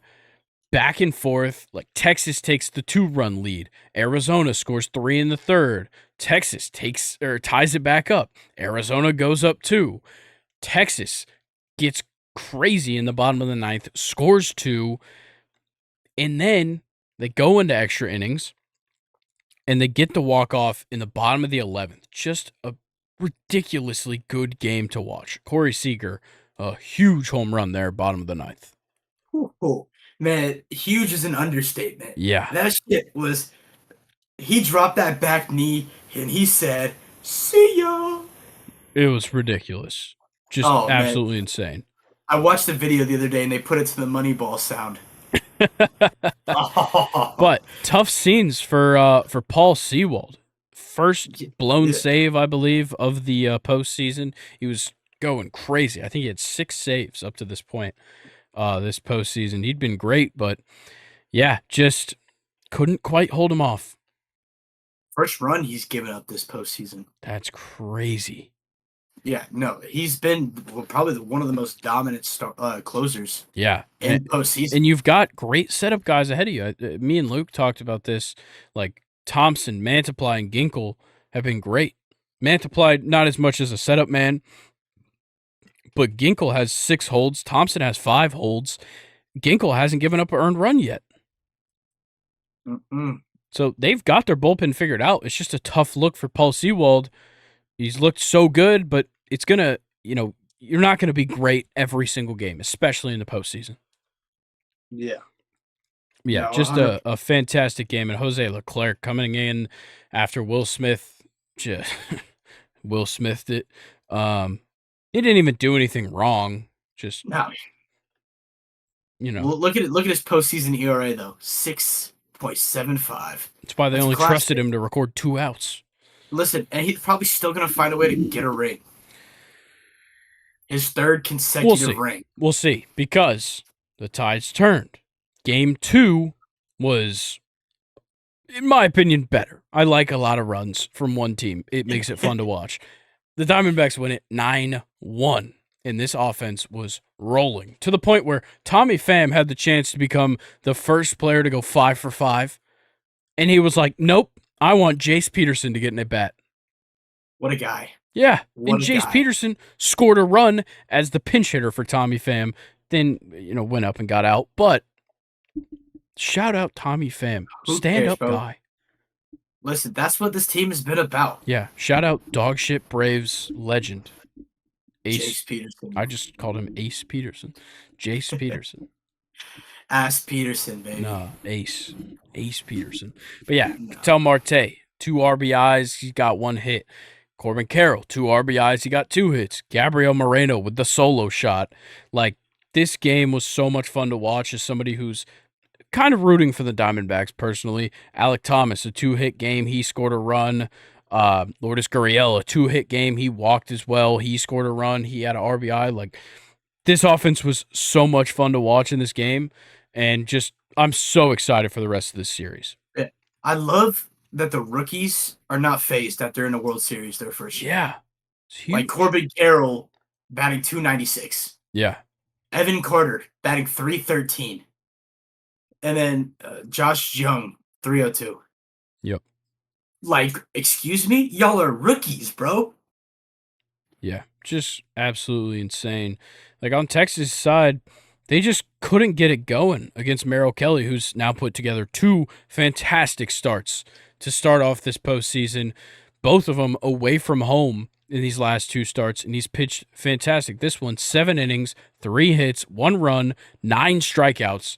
Gave up the home run, but, dude, just fantastic job by Merrill Kelly to just keep him in it, because Montgomery started off the game fantastic, but they get into the 4th inning. He gives up 2. Then he gives up 2 more in the 7th. They pull him. He had given up 9 hits to that point, and they just kind of attacked that closing pitching pretty well and got the game done. Yeah. Honestly, they probably pulled him a little too late. I agree. It's not very often, especially, I don't think he should have started the 7th. No, I think the 6th should have been his last. Yeah, when it comes to the postseason, unless you've got no runs given up, I'm probably pulling you after the 6th. Yeah. I can't risk anything. Your bullpen's been great. Yeah. Like this postseason. Trust it. Yeah. I agree. But I will say, I think Kelly, going into the bank, pitching that phenomenal game and getting the win, just changed his whole mindset. Definitely. Now he has the mindset that he can win anywhere. He's the guy I'm looking at for, like, clinching game starter now on this team. Because Gallen he gave up a decent amount of runs. It's kind of what he does. But you have Brandon Pfaadt, you have Merrill Kelly, you've got games 6 and 7. Yeah. Let's talk about Brandon Pfaadt for a minute, bro. Man, it's crazy. Wow. Insane. He's not phased ever. No. Just sits in the dugout before the game, reads his Bible, gets up on the mound, shuts him down. Respect. And his slider is fucking gross. Bro, don't get me started. I saw him throw it to Bryce Harper. Like, it almost hit his back knee and got Bryce Harper almost falling to the ground. Yeah, just ridiculous. But, yeah, a fantastic offensive performance for the Diamondbacks. But to look ahead in this series, like, this one's going to be a good series. Yeah. No matter what happens, this is going to be a real fun series to watch. 3 straight days, Monday, Tuesday, Wednesday, in Arizona. We get Scherzer versus Brandon Pfaadt Mm. on Monday. That's Monday goes to fantastic. the D-backs. I think so as well. Scherzer just gives up too many runs. Like Luke said, the Scherzer is going to be the reason the Rangers lose the World Series. I love that claim there. I'll be honest. But then you get to Tuesday and then Wednesday. Obviously, that's gonna happen. But if necessary, we go back to Texas for Friday and Saturday to round it Mhm. out. So you won't be missing anything here. We'll be covering those 3 games as soon as they happen. Once Thursday rolls around, we'll talk about those games. If it goes to Friday, you'll hear about it on Friday. It sets up perfectly. It's like they knew we only recorded on Sundays and Thursdays now. There you go. Yeah, dude, this is a great World Series. It just makes me happy. It No is, man. Phillies, no Astros, no Yankees, No no Mets, Dodgers. no Dodgers. It's like, Unfortunately, no Braves. but I can live with that I can. because, the D-backs, their last win was 2001. Yeah. Rangers haven't been since 2012, and they've never won one. Yeah. So, we'll see. Yeah. I'm super excited for the rest of this. I love the pitching matchups throughout this. I love the hitters on both sides. You just have super fun guys to watch up and down the lineup because like you look at the Diamondbacks and it's like, oh, the bottom of the lineup is like Lourdes Gurriel and Tommy Pham and Alec Thomas. Like, whoa. And then you go to the Rangers side and it's like, how are some of these guys at the bottom of this lineup? Yeah, Gurriel was an all-star. Yeah. And Crazy. Josh Jung is a candidate for Rookie of the Year. Yeah, and he's batting in like the second half of this Texas lineup. Yeah, like it's He's batting. ridiculous. He batted second to last in the Yeah, last in the game one. that's crazy. And what's crazy is that Evan Carter bats like third or fourth. Dude just is an on base machine. He's batting 311 and or like what 319 or something in the Oh, playoffs. 313. Yeah, 313. Yeah, it's crazy. Yeah, it's Got an on wild. base percentage of 431, only being beat out by Corey Seager. Insane. Insane. But yeah, I am loving the series and I am very much looking forward to the rest of it. But what I look forward to every week is talking about college football. Ooh, baby. And like I said at the beginning of the episode, it was an interesting week. I wouldn't say it was like a great week. I wouldn't say it was a crazy week. It was just interesting. So let's start with the ranked versus ranked matchups. Number 8, Oregon puts up 35 Ooh, in number 12, Utah's house. Oregon wins 35-6. Bo not Nix, a even great game. phased. Not even phased. No. Utah Utes have no idea what was coming. Yeah, and it sucks that Cam Rising's still out. Like At it this seems point, like he was like a game time decision for the first game of the season. He still yeah. hasn't played. At this point, just sit out the rest of the year, my guy. I Just think come he's back going next year. to, but it just sucks that he's not there because this team is great. They just don't have the Mhm. quarterback leadership. Like Bryson Barnes raised pigs growing up. He's not built to be a quarterback. And threw 2 picks in this one, so Yeah, I don't just know. brutal. Oregon's bouncing off that Washington loss, Yeah, and they're making a case to get back to that playoff. They want to get back there. They yeah. know they can compete with the big dogs. It's gonna be hard to get there though. That Yeah, that playoff picture is looking real blurry at the moment. yeah. I I don't mean, know who's going. Bo Nix is making a case to get his name up there in the draft. Yeah, He's trying and to in the go top Heisman. 10. Yeah, honestly. Yeah, 24 for 31, 248, 2 touchdowns, no picks in this game.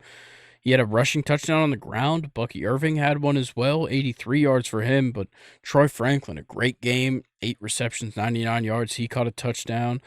Just overall, what this team did in this game was fantastic, especially going into an atmosphere like Utah. Yeah, it's tough to score in Utah, Oh, yeah. but Oregon did it easily. Yeah, You very go to easy. 4-1 in the conference, 7-1 overall. Their odds are looking good. Yeah.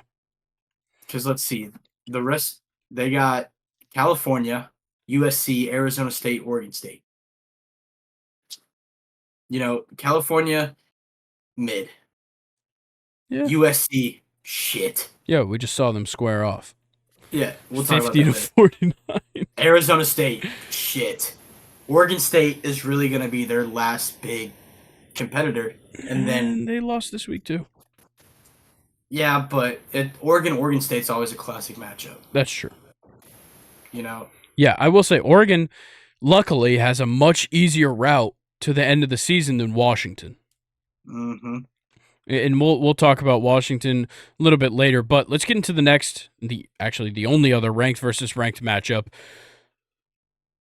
Louisville 23, Duke 0.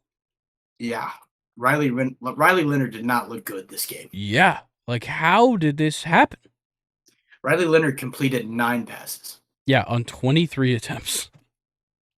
Granted, the 9 passes were for 121 yards. Which is great.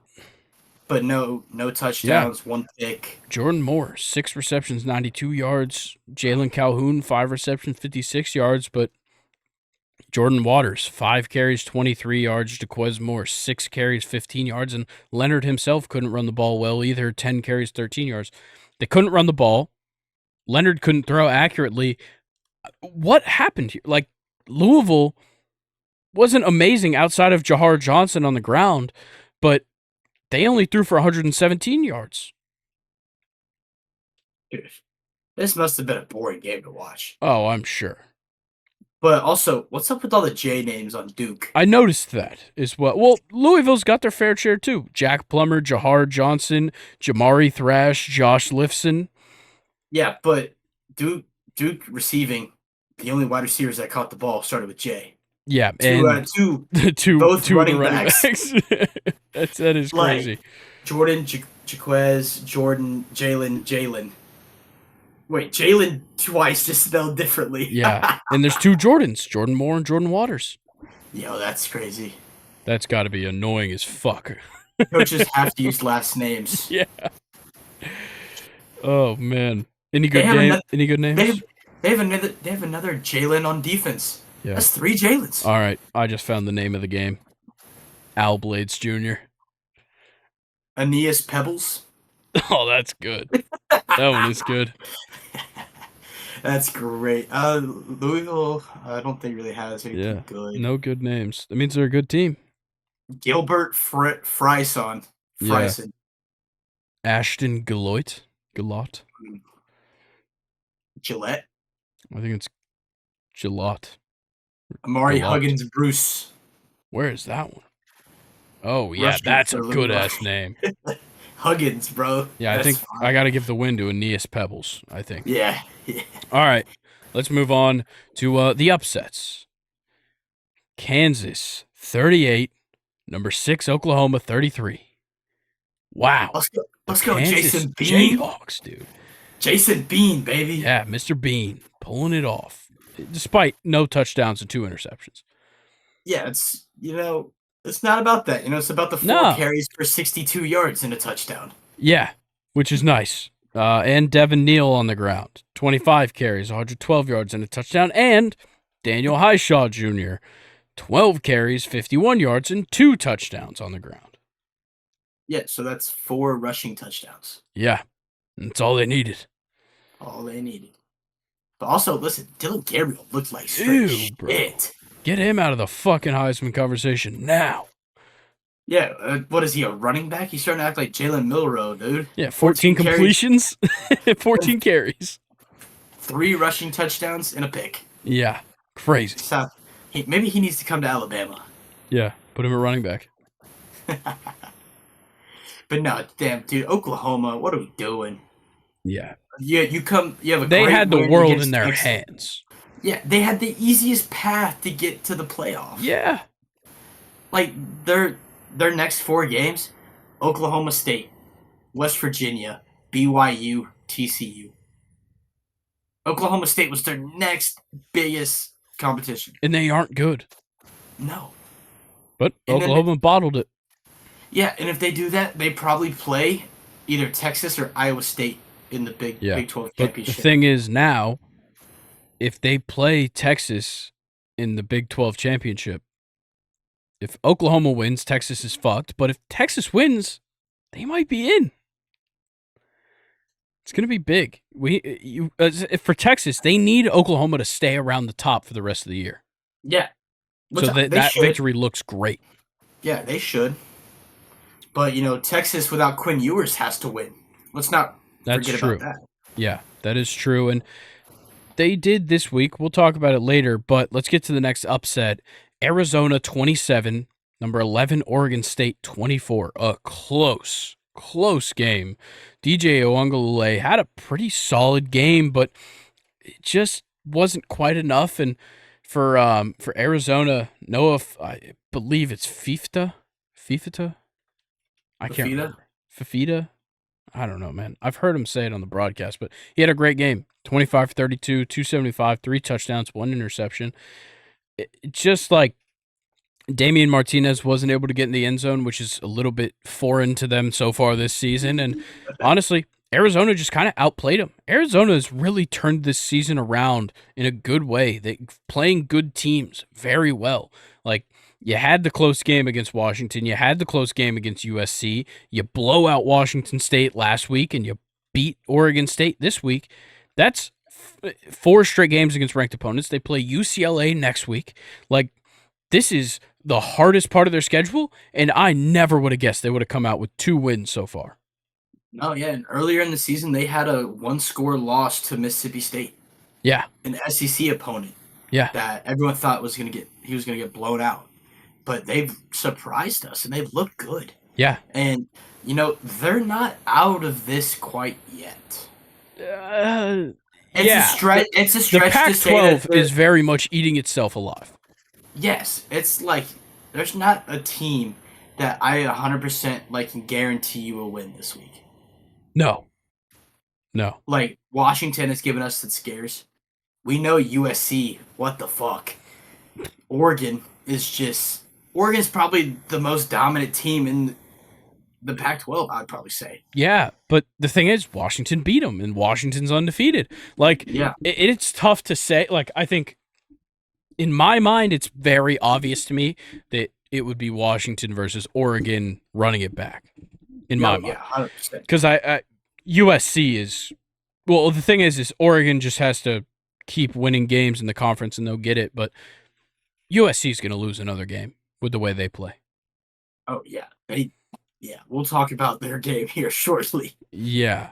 Ridiculous. It'll be at the end of the recap part, but it's going to be interesting. But let's talk about the next upset. Well, I was going to say USC, next week they play Washington. Yeah. Week after, they play Oregon. Week after, they play UCLA. Yeah, so they're going to lose 2 or 3 games. If they lose those 3 games, they've lost to every ranked opponent that they played this year. Good. They suck. They have no defense and no offensive line against any reasonably good pass rush. Mm-hmm. It's crazy, and they can't run the ball to save their lives. Not at all. But they're like the Minnesota Vikings of college. Yeah, they are. Except they have double the wins. All right, but our next upset, number 17, North Carolina. Coming off of an upset last week, they fall to the Yellow Jackets of Georgia Tech, 46-42. Why? Again, Drake May, good game. 310, 2 touchdowns, no picks. Amarian Hampton, 29 carries, 153 yards, and 2 touchdowns. Drake May had 58 yards on the ground and a touchdown, and British Brooks had 8 carries for 56 yards and a touchdown. And you still fucking lost to Georgia Tech. What is their defense doing? Dude, North Carolina defense is probably one of the worst in the ACC. Haynes King had 4 touchdowns. Dante Smith, 22 carries, 178 yards, and a touchdown. Yeah. Haynes King had 90 yards on the ground, and Jamal Haynes had 80 yards on the ground and a touchdown. Listen, Haynes King is a dog. He looks really good. I hate to say it. He looks like, wow. Because he was dog shit at A&M. Yeah. Yeah, I mean, dude, it's like maybe he wasn't an SEC guy. Dude, he's he had He had 10 touchdowns in 3 seasons at A&M. He has 21 touchdowns this season. Maybe it just wasn't clicking with the coaching staff, you know? Yeah, he's already surpassed 2,000 passing yards. Like, this kid is playing amazing football. Out of his mind. Yeah, insane. But, like, you have Eric Singleton Jr., no touchdowns in the game, but 117 yards on 8 receptions. Malik Rutherford had 2 touchdowns, 83 yards. Brett Seether had 2 receptions, 40 yards, and 2 touchdowns. Crazy. Tez Walker had a costly fumble in the game. And just overall, like, Georgia Tech just kept staying with them in the 24-point second quarter. And then it's insane to look at that. 0 points in the first, 24 in the second, 0 in the third, 22 in the fourth, and you win by 4 points. It's insane how badly UNC's defense gives up when they take a lead. Yeah, it's been horrible. Absolutely shit. Yeah, they really do suck. And now the ACC is ridiculous. I think Virginia Tech is. I think Virginia Tech and Florida State are actually going to play each other in the ACC championship game. You don't think it's going to be Louisville? They might be. They're decent, but fuck, if Georgia Tech keeps winning, you never know. I don't want to see Georgia Tech. Are you scared of Georgia Tech? I have flashbacks of Georgia Tech ruining Florida State football. Okay. Not that I think we'd lose to Brent Key, but still. No, if you lose, you're losing to Haynes King, and that's true. it. But Brent Key is the head coach, so that means we lose to him as well. All right. Let's get into our top ranked teams and how they did. Number 1, Georgia, down in Jacksonville for the neutral site, puts up 43. They beat the Gators 43-20. Carson Beck looked great. Ladd McConkey, 6 receptions, 135 yards and a tud. Yeah, I mean, Mike Bobo knew what he was doing with Brock Bowers being out. Yeah. He found a way to get the ball to Ladd McConkey.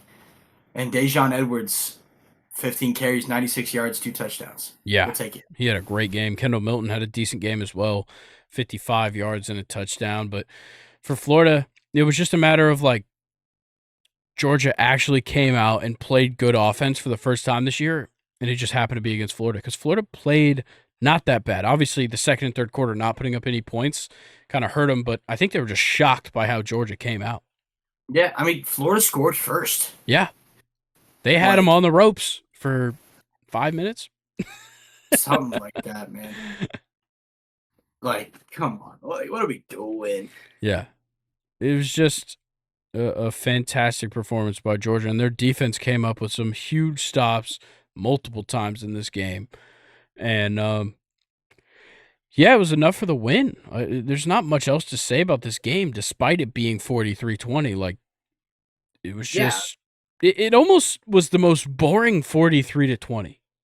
Yeah, I mean, this is the Georgia offense that is known of coming out hot. Yeah. You know, putting up double digits every quarter besides the last because, you know, you're already up by a good bit. You don't really care. Yeah.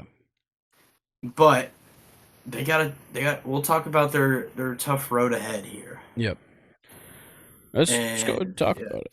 Let's talk about it? Yeah, let's talk about what they've got coming up. They have 3 straight ranked opponents, or at least ranked at the moment. Missouri, who has been playing great football, of course, but then you also go to Ole Miss, who's also been great. And then you got Tennessee, and then, of course, the Rambling Wreck, who got to watch out for. Come on now. It's not easy. It's never easy. It's certainly not going to be easy, considering they faced one ranked team this season. Yeah. And it was Kentucky, who, fraud? Kentucky are frauds. Yeah. Oh, yeah. Like, Leary is a fraud. Oh, yeah. Like, it's not NC State just gave Kentucky the worst quarterback. Kentucky really thought they were doing something there for a little bit. We thought Kentucky was doing something there for a little bit. Yeah. Let's be honest. That's true. All right. Since the signed Steelers are on a bye this week, we'll go to number 3. Ohio State 24, Wisconsin 10. You were talking about it. Wisconsin's playing spoiler. They kept it close. They could have won this game. No, absolutely. Only down going into halftime 10-3. Yeah, and Kyle McCord's dog shit. Yeah. I mean, we'd known this. I mean, Wisconsin's defense looked great. Wisconsin's offense just couldn't get anything going. No. That's because Ohio State's defense looked great. Yeah, which Ohio State's defense is great. I can acknowledge that 100%. Like they're very good, but like Braylon Allen got totally shut down by that Ohio State defensive line. Yeah. What was it? Tommy Eichenberg and Steel Chambers did not let Wisconsin do anything. Yeah. Like, it was insane. But listen, there's a good chance this is we see this rematch for the Big Ten championship. Yeah, I guess. It sucks, but yeah. And listen, I think Wisconsin round two. I don't know. I think Iowa maybe. Let's hope not, because Iowa's pretty shit. They are. They've got a great defense. I think That's Wisconsin's is better. I don't know about that. Like, I know they played and Wisconsin won in a low-scoring game, but I still like Iowa's defense a lot. Well, as it stands right now, Minnesota will be facing off. Well, that's just because they have the head-to-head over Iowa. Yeah. But, yeah, this game just kind of sucked. Marvin Harrison Jr. had a fantastic day. 6 receptions, 123 yards, 2 touchdowns. Trayvon Henderson, bro, had a day. Oh, my God. Like, come on now. 24 carries, 162 yards, and a tutty. But Kyle McCord just single-handedly keeping Wisconsin in this game. 2 interceptions, and he lost a fumble. Yeah, I mean, what else do you expect? His last name's McCord. I don't know. All right, fun name. Come on.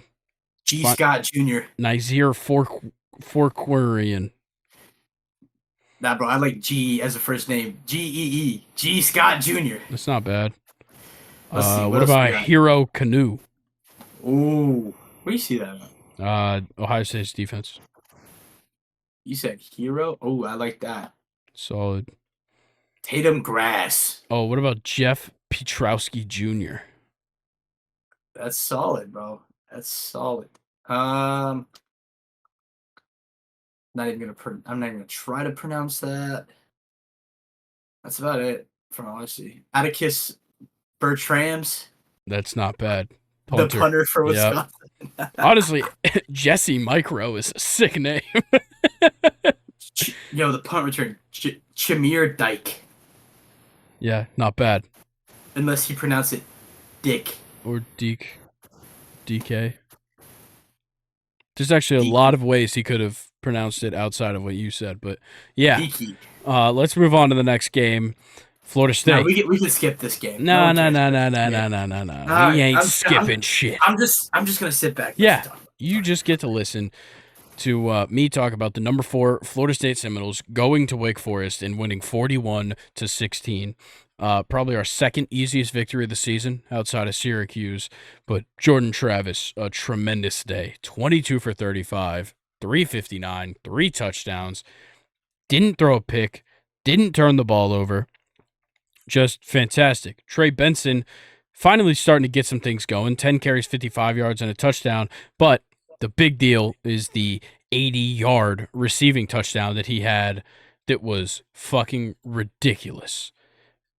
Just haven't seen him do anything like that in his time at Florida State, and that was amazing. Keon Coleman picking up a little bit of the slack with Johnny Wilson still out, but another one-handed grab, just making ridiculous catches, catching 2 touchdowns. Jaheim Bell had a much better day than he has in the last couple of weeks, but the defense was the story here. 6 sacks by this defense. Kalen DeLoach with half a sack. Tatum Bethune, Byron Turner, Jared Verse had 2. Patrick Payton had 1. Everybody getting in on the sacks and just like Oprah. Honestly, you get a sack. Yeah. You get a sack. It was ridiculous. And Wake Forest couldn't create any offense. They ran for 128 yards, but Mitch Griffiths, 82 passing yards. At one point, Jordan Travis had 300 total yards, and Mitch Griffiths Griffiths. I don't know how to say it. You got it, bro. You He had got it. 2 yards. Beautiful. Absolutely. You Yeah. know, the brothers on the Wake Forest defense, AJ Williams and BJ Williams, just couldn't stop shit. Are they brothers? Because that's awesome. They have to be. AJ and BJ? Like, please tell me they got a brother named CJ. Hold on, I'm pulling them both up. Bro, they could, dude, listen. I don't know if they're brothers. Bro, you could go AJ, BJ, CJ, DJ, and EJ before it's sounding They're from ridiculous. 2 different parts of South Carolina, and they look nothing alike. Long lost brothers. I genuinely don't think they're related. One's from Johnston, South Carolina. One's from Bamberg, South Carolina. Maybe they're both adopted, and the parents just, instead of trying to find their real names, you get AJ and you get BJ. Maybe. No idea. Names. BJ Williams. That's fair. I'm saying they have to have a brother named CJ. Fentrell Cypress II. What the fuck? Greedy Vance Jr. You sound like you're on Key and Peele right now. Where's the fucking fudge? What? What are you talking about? I don't know, man. Let's see. I'm trying to look right now for names. Akeem Dent is solid. Yeah, it's not bad. Shaheem Brown. Alex Mastromano. Yeah. Solid punter. That's really about it. Yeah. Wake Forest kind of got Wake shitty Forest names. shitty names, but it doesn't translate there. It doesn't mean they're a good team. Mm-hmm. You know, the best teams have the best names. Yeah, so it's a bell curve. It's like good names, but if you don't have good names, you're like middle tier. Mm-hmm. The worst teams and the best teams have the best names. Mm-hmm. But agreed. Let's move on. Number 5, Washington. Don't know what happened here. Another not horrible week, but a close game. Number 5, Washington Huskies 42, Stanford 33. Michael Penix had a pretty good game though. 21 for 38, 369, 4 touchdowns. Did throw a pick, but still pretty good game. Jalen Polk 148 receiving yards. Roma Dunze 89. Polk had 2 touchdowns. Dunze had 1. Devin Culp had 55 yards and a touchdown. The offense was back, but no defense here to stop the Stanford Cardinal. I was going to say whatever their mascot was, plural, but there's just one. Yeah, no, the Washington defense is just atrocious right now. Yeah. Also, all-time quarterback. I don't even know if he's actually a quarterback, but Tiger Bachmeier. That wins. I know we're not done talking about this game, but that wins. I don't know, man. I guess he's actually a receiver, but he threw a pass. He had 10 receptions, 95 yards in this game. They literally have a guy named Wilfredo Ibar. Oh, that's good. I don't think that's better than Tiger Bachmeier. Bro, Wilfredo? Wilfredo is sick. What about Jayshon Frosto Ramos? That's pretty solid. And it's just the letter J and then the name Sean. That's kind of fire. Olumu Ali. What about the next guy? Sakai Osowa Ofoa. What about the next guy? Fatui Tui Tele. Not bad. Okay, a lot of good names in this matchup. Yeah, absolutely. I can tell that Stanford is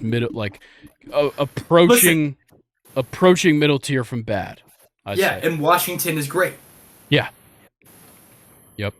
That's exactly how we're gonna put it. 100%. All right, we done here? Yeah, we're done. Go ahead, Washington. Stay undefeated, but keep playing close games. Oh, we're gonna talk about Washington's schedule. Yeah. Let's take a peek. So their next 4 weeks are at USC, at home against Utah, at Oregon State, and at home against Washington State. That's not easy. It is not easy. It's going to be hard for them to stay undefeated, especially considering how insane the Pac-12 has gotten this last couple of weeks. Yeah, and you know how interesting it would be if USC gets the win over Utah. Like, shit's gonna get wicked. Yeah. I guess. Totally wicked. All right, you didn't have to do that. All right, I'm Next game though, number 7 Texas 35, BYU 6. Ugh. I don't even want to talk about this game. Yeah, Malik Murphy did okay, not good. Jonathan Brooks did great. Keaton Slovis still sucks at football, despite being on his like third team in college football. He still sucks. Don't forget that. Um, yeah, that's it. They don't throw the ball because Quinn Ewers isn't here, and it's very obvious in the style of play. Yeah, it was just very ground heavy. Yeah, A lot of turnovers. definitely. Um, yeah, that's really about it. Yeah, not Any good much. names? Good names. Xavier Bryce I or like that. Quintravian Wisner. I always like Burt Auburn, the kicker for Texas. It's Yeah, a that's great not name. bad. What about Tavondre Sweat? Yeah, it's a lot of sweats going around football right now. Go look at the third guy on the BYU defense. AJ Vang That is horrible. Blake Mangelson. That's not bad. That's a good. He's got to be a linebacker, right? Yeah, he's got to mangle Mangelson, some people. defensive end. Looks like a Mangelson though.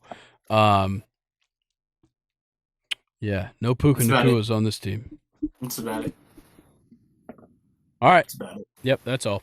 Next game though, number 10 Penn State 33, Indiana 24. Just teams staying in the game. That shouldn't be anywhere No. close. Like Drew Aller had an okay game, not a lot of passing yards, but 20 for 31, 210, 3 touchdowns, 1 interception.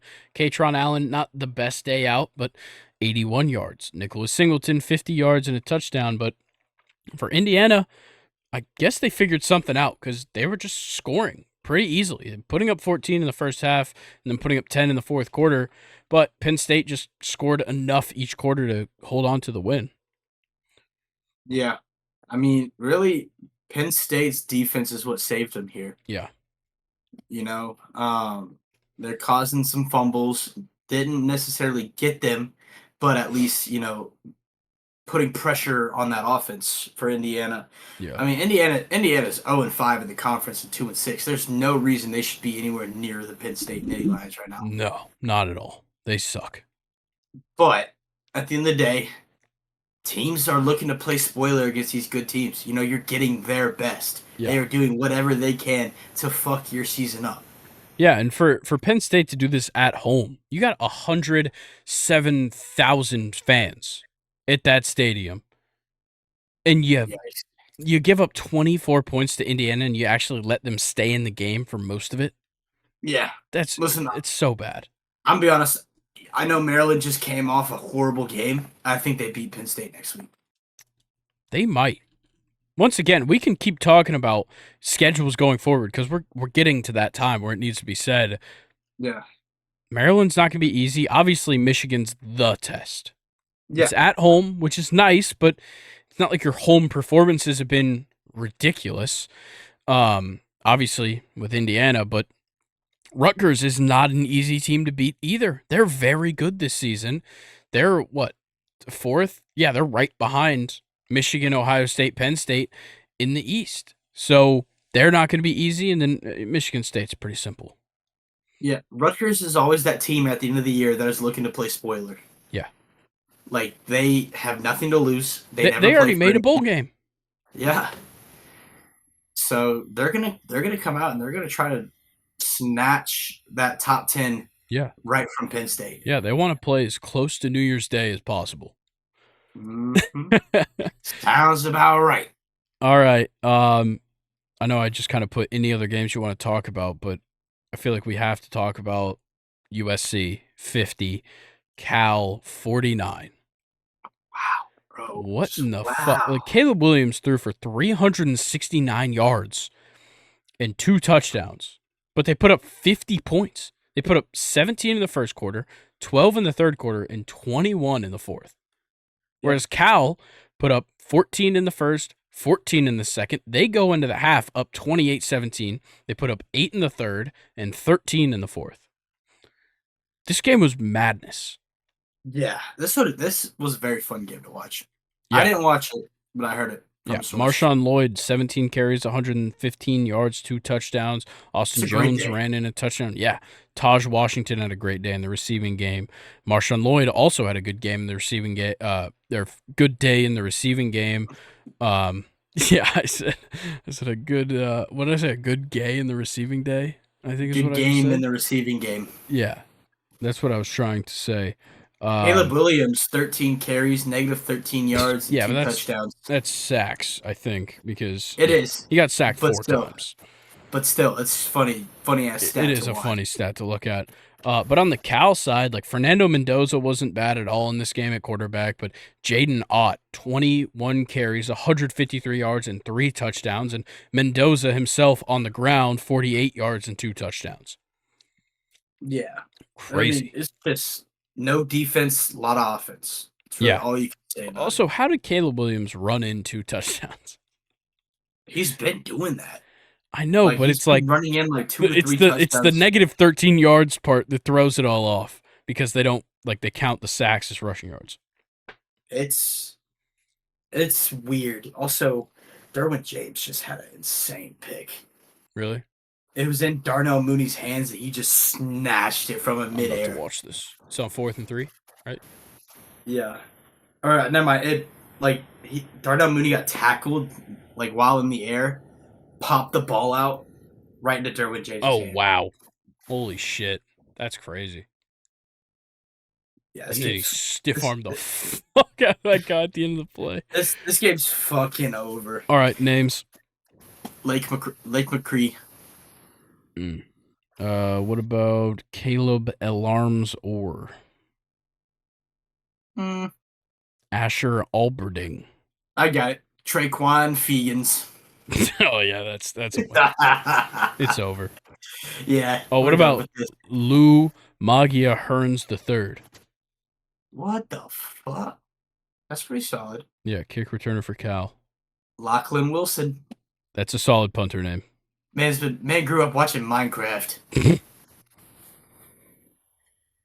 But let's see. Yeah, it's a All right. Tron Grizzle. That's good too. Any other games that you want to talk about? Not really. I mean, Tennessee Kentucky was really close. Leary threw for 372 yards, 2 touchdowns, but I don't really care about going too in depth. Shiloh Sanders got ejected from Colorado UCLA for a ridiculous hit. He hit the fuck out of that guy. That hit was sick as fuck like 6 years ago when it was allowed. JMU played like shit against Old Dominion. Still came out on top, undefeated though. Yeah, still came out on top, still undefeated, but a bad performance against Old Dominion, who's not good. Notre Dame beat the fuck out of Pitt. Yeah. Also it's Southern, not State. 44-27 on Thursday. Georgia Southern comes out different, bro. Oh yeah. What's his name? Davis Brin. Yeah. Huge at quarterback, and Jalen White at running back too. Jesus. All right. Miss absolutely punishing Vanderbilt. Yeah, let's get into this AP poll though. Week 9. No, we didn't go over next week's matchups. That's what we're about to do after this. We do that in that order every time. Maybe fix the prep sheet, bro. Prep sheet's right. Yeah, you're wrong. You're good. Yeah, fuck you. Don't talk shit about me. All right. AP poll. Top 5 doesn't move. Georgia, Michigan, Ohio State, Florida State, Washington. Oregon jumps up 2 with their big win over Utah to number 6. Texas stands still at 7, but Alabama and Penn State both move up 1 into the top, or inside of 10 to 8 and 9 respectively. Oklahoma drops 4 down to number 10. Ole Miss moves up 1 to 11. They're still creeping in there. Ole Miss is a team to look out for. That's what I'm saying, man. Notre Dame at number 12. They move up 2 spots with their who'd they play? Pitt? They blew them out of the water, right? Yeah, they blew up Pitt. Yeah. LSU moves up 2 to 13. Missouri moves up 2 to 14. Louisville moves up 3 to 15 with their win over Duke, as Oregon State drops 5 spots down to 16 with their loss. Undefeated Air Force in the Mountain West, number 17. They move up 2 more spots there. Utah drops 5 spots down to 18. Tennessee goes up 2 spots to 19. UCLA moves up 3 spots to 20. Tulane still in there, repping the group of 5 as well, up 1 spot. Kansas makes it back into the top 25, debuting at 22 after their win over Oklahoma. James Madison goes up 2 spots despite a tough victory, but USC, they jump them at 24. USC, with that very close win over Cal, sticks them stuck at 24. And Kansas State makes it back into the top 25 with their big win over Houston. Oklahoma State, super close to getting in with 77 votes. North Carolina, a close out. And Liberty, close as well. Yeah, I mean, you got to put North Carolina out, losing to UVA and then Georgia Tech. Yeah, definitely. It's a no-brainer. Yeah, but, I mean, overall, it's a solid list. It is. I don't disagree with any of it. Yeah, I mean, the only thing, like, I understand Bama and Penn State jumping up. That's because Oklahoma lost. You just gotta you get pushed up one as Oklahoma. You know, Oklahoma could have dropped lower. I was about to say, is Oklahoma worse than Ole Miss? I think Ole Miss is better than Oklahoma. I think Ole Miss has a better defense. Yeah, and a more explosive offense. Quinshon Judkins is starting to get rolling right now. Oh yeah, he is awake and he is running hard. He's like the miniature version of Isaiah Pacheco. Yeah. Well, Isaiah Pacheco's the miniature version of himself. Yeah, but, you know, here's another thing. Is Notre Dame too high? Not if LSU's not. It's interesting, you know, because you got Louisville, you got Missouri. It's 7-1 behind 6-2 LSU. But LSU has the head-to-head to Missouri. I know, but still. It's interesting. It's gonna get real interesting when we talk about next week's matchups. That's true. There is some games to be played, to say the least. Yeah, let's start off with Tuesday, Northern Illinois versus Central Michigan. Yeah, on that note, we're gonna close it out. We'll see you guys later. Go ahead. Peace. Say your favorite matchup. Oh, bro, it's Georgia, Missouri. Oh, okay. Georgia, Missouri is my favorite. I know you were expecting a different matchup from me to say, because I'm going to let you say it. No, I'm good. No, go ahead and say it, Greg. Nope. Fine, I'll say it. All right, back to back. Alabama, LSU. Oh. LSU coming into Bryant-Denny Stadium. I think Kansas State, Texas is better. Yeah, fuck off. Because LSU is just going to beat the fuck out of Bama. Really? I think so. They have a ridiculous offense. Yeah. Though they have no defense, your defense sucks. Yeah. Or your offense sucks. Sorry. I was about to say, your defense is great. Your defense is great. Listen, we talked about this earlier. LSU, great offense. Alabama, shit offense. Yeah. LSU, horrible defense. Alabama, great defense. Yeah. It's gonna get wicked. Yeah. A lot of points, I think. Yeah, probably. Because Alabama's offense is good enough to score points on the LSU defense. Yeah, and LSU's defense is, you know, it's starting to get a little bit better. Yeah, for sure. But I don't know. Ohio State Rutgers. Don't count out Rutgers here at all. Yeah. Brett Bielema at home in Piscataway. I think there's a chance. You know, honestly, I'm gonna say it. I'm gonna put it out there. Clemson, Notre Dame. Yep. Clemson, you know, it's at Clemson. Notre Dame, Sam Hartman has been turning the ball over quite a bit.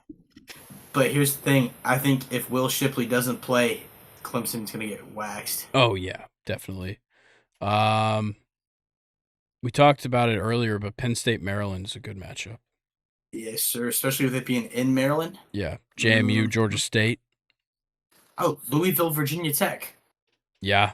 That could be interesting, Grayson. It definitely could, but I think Louisville takes that one pretty easily. Go ahead and give me East Carolina, Tulane.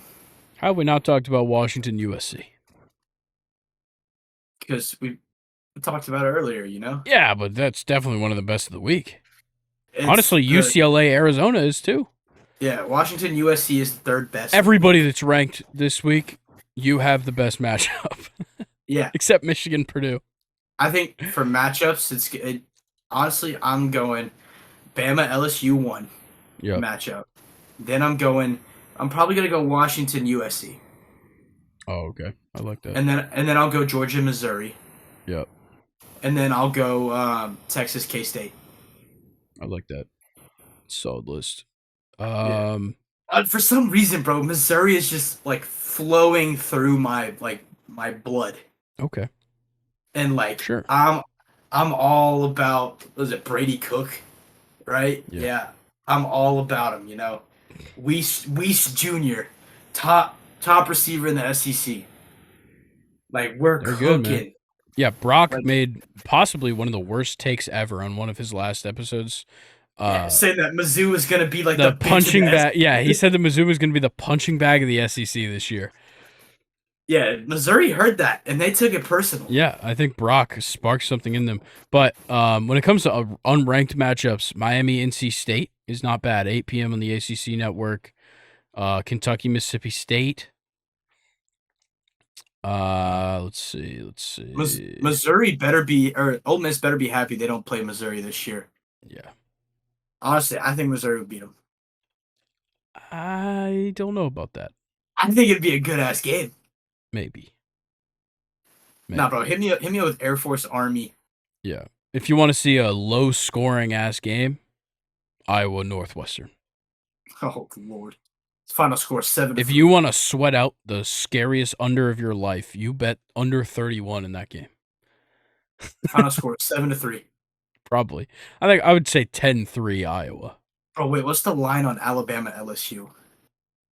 60. Over Yeah, I was under. about to say over-under's got to be high as shit. I'm taking the over on that. Yeah.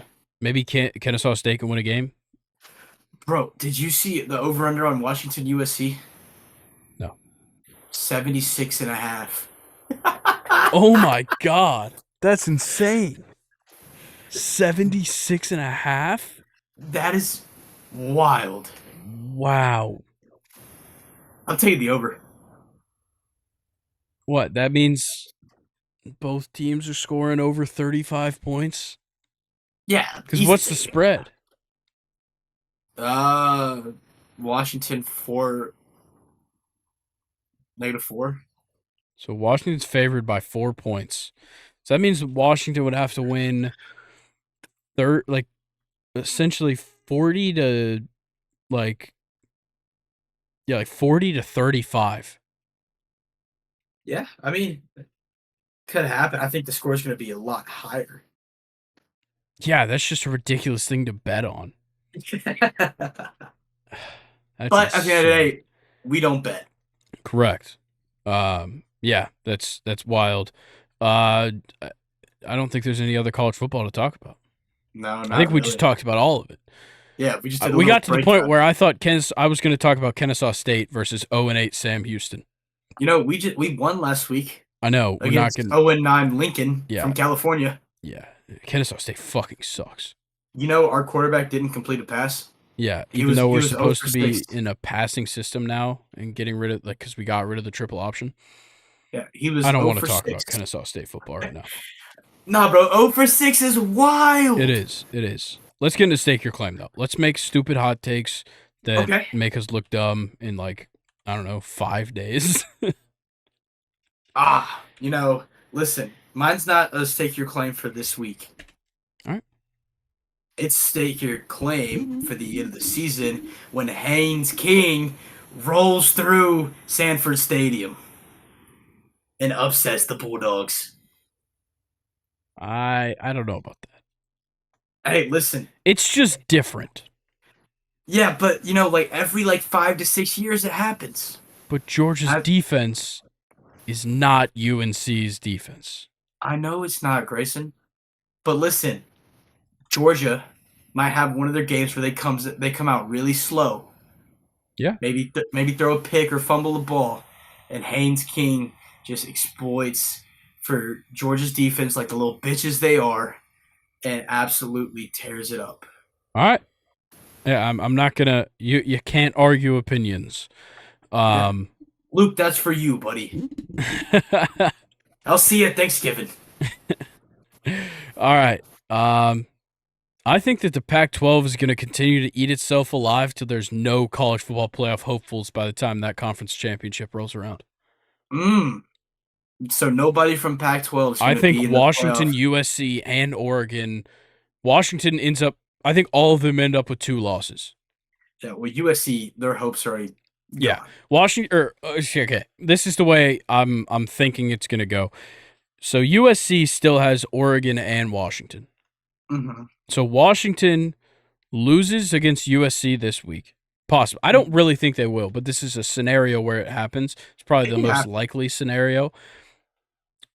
USC beats Washington. Oregon loses, or Oregon beats USC, and then Oregon loses to Oregon State. USC loses to UCLA, and then Washington plays, I think, still Oregon in the conference championship game, and Oregon beats Washington. They all have 2+ losses.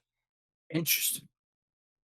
I like that. I Yeah. like that take. I think they And all also, eat each other up, and then we end up getting fucking Michigan and Ohio State probably in the college football playoff.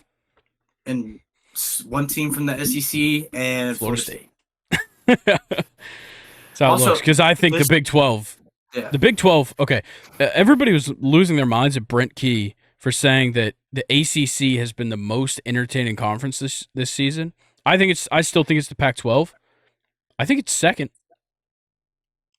The Big 10 sucks. The Big 12 is some of the worst football I've watched in a while. And the SEC is just not quite as interesting as I thought it would be. SEC is kind of boring, you know. Yeah, I'm way more invested this season in the Pac-12 and the ACC. And I know my favorite teams in the ACC. I have nothing to draw me to the Pac-12. Honestly, I have always been an SEC guy and a Florida State guy. Yeah. I'm watching way more Pac-12 football than SEC. Yeah, I mean, because listen, there's no defense, and it's just all offense. Yeah, but there is like good defensive players in the Pac-12 that are fun to Yeah, watch. That yeah, UCLA defensive line is so much fun to watch. yeah. And the secondary of the Utah Utes, fun Yeah, to watch. same with Colorado. Yes, we love targeting goals. Yeah, hey, Travis Hunter had 2 picks in that game. Yeah, yeah. I'm glad he's back. Doing well. Yeah, I am too. All right, let's get a little check-in. Yeah, we're about to go into the 2-minute warning. Chargers up 30-13. Well, just to let you know, the Bears just executed the tush push with Tyson Bagent. Interesting. Maybe use some of his dad's arm wrestling skills. It took him 2 tries though from the 1 yard line. Fair enough. But friggin' DJ Moore and Cole Kmet were behind him. Did they? They did that in the 4th quarter, right? Yet they just did it. Missed the extra point. They went for a 2-point conversion, and the backup running back dropped the ball. Ooh. Yep. Oh, No bueno. oh! Did they just what? Did they just get the onside? What just happened? Oh, I think the Chargers just got it. No, bro, you gotta watch that onside. Oh, wait, they're saying the Bears got it. I'm watching it right now. He's lining up. He is a short-ass kicker. What a bounce. Damn. I don't think it wasn't past the line, so the Bears couldn't get it. I don't think it ever passed that line. I think it has to be Chargers ball either way. Yeah, Chargers fell on it, so. All right. Yeah, it's Chargers ball. At the moment, 30-13. Chargers getting the ball. Chicago does have 4 timeouts, but I don't see this game changing much. Yeah, but you said 4 timeouts, and I forgot you were included a 2-minute warning. So. Did I say 4 timeouts? Yeah, you said 4 timeouts. Shit. Maybe I meant to say more timeouts? You sounded smart by using It did the sound 2-minute smart warning. by saying, yeah, they have the 2-minute warning on their side, which they actually don't. The Chargers technically have it on their side, except for that they're trying to waste the time. But overall, Eckler, 7 receptions, 94 yards, and a touchdown. Still didn't do anything on the ground, 29 yards on 15 carries. Justin Herbert, 298, 3 touchdowns, only 9 incomplete passes so far in this game. Keenan Allen kind of bringing it back a little bit, 8 receptions, 69 yards. Donald Parham Jr. getting a touchdown. Yeah, Bagent, 2 picks. really bad. 232 passing is pretty solid for him, but Darrington Evans and Badgett running in a touchdown. They're only 2 of the game. Not much to talk about. Herbert not getting sacked once. Bro, why is it every time I drop a player, they ball out their next game? I just dropped Cole Kmet, and he's got 10 receptions for 79 yards. Like, Ooh, come on, dude. that is tough. I can't catch a break. You gonna pick up Darrington Evans next week? No, I'm picking up Will Levis Have at it, man. and Tajay Spears and Westbrook Akeen. I think you should pick up Isaiah Spiller. And I'm a trade for DeAndre Hopkins. I'm just gonna turn my team into the Titans. That's a horrible fucking idea. Yeah, I know it is. All right. All right. I think that's the whole episode, guys. Thank you for listening. Yeah. Thank you for liking. Thank you for subscribing, commenting, following, all that stuff. Rating 5 stars on this podcast platform that you listen to us on. And thank you for visiting the link tree that you can find on the YouTube. You can find it on the podcast platforms. You can find it on all of our social medias, and it'll take you to everything else. So if you're seeing this on Apple Podcasts, you can go to the Instagram that I know you already follow, and then go to the link tree and do all that. Our links are now in our TikTok bio as well. And before we get out of here, next Monday's episode will be episode 100, but it also will be the 1-year anniversary of Second and Short. I believe it falls over the weekend, or at least the 1-year anniversary of the first episode. Obviously, the accounts were made a little bit earlier, but yeah, our first episode was published on. Jesus, I can't remember, which sucks. I gotta scroll all the way back. November 3rd. November 2nd, actually. So the 1-year anniversary actually lines up with what, Thursday? Oh wait, Yeah.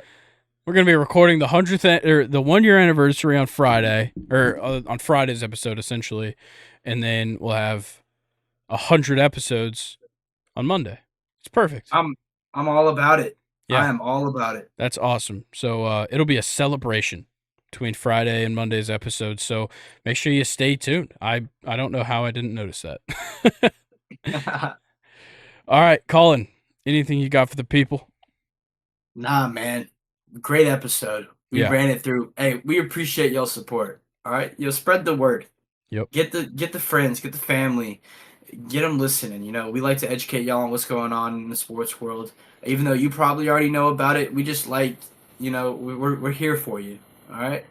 Yeah, and in case you don't have time, you can always listen to us in the car. You can't check your phone. You can't see how the game went while you're driving. Exactly. So yeah. Let everybody know about this thing, because we want to keep doing it, and we got to keep seeing that support to continue going on. So for now, we will I'll see you at the end of the week. Me and Colin will see you for episode 100 next week. Peace. Later.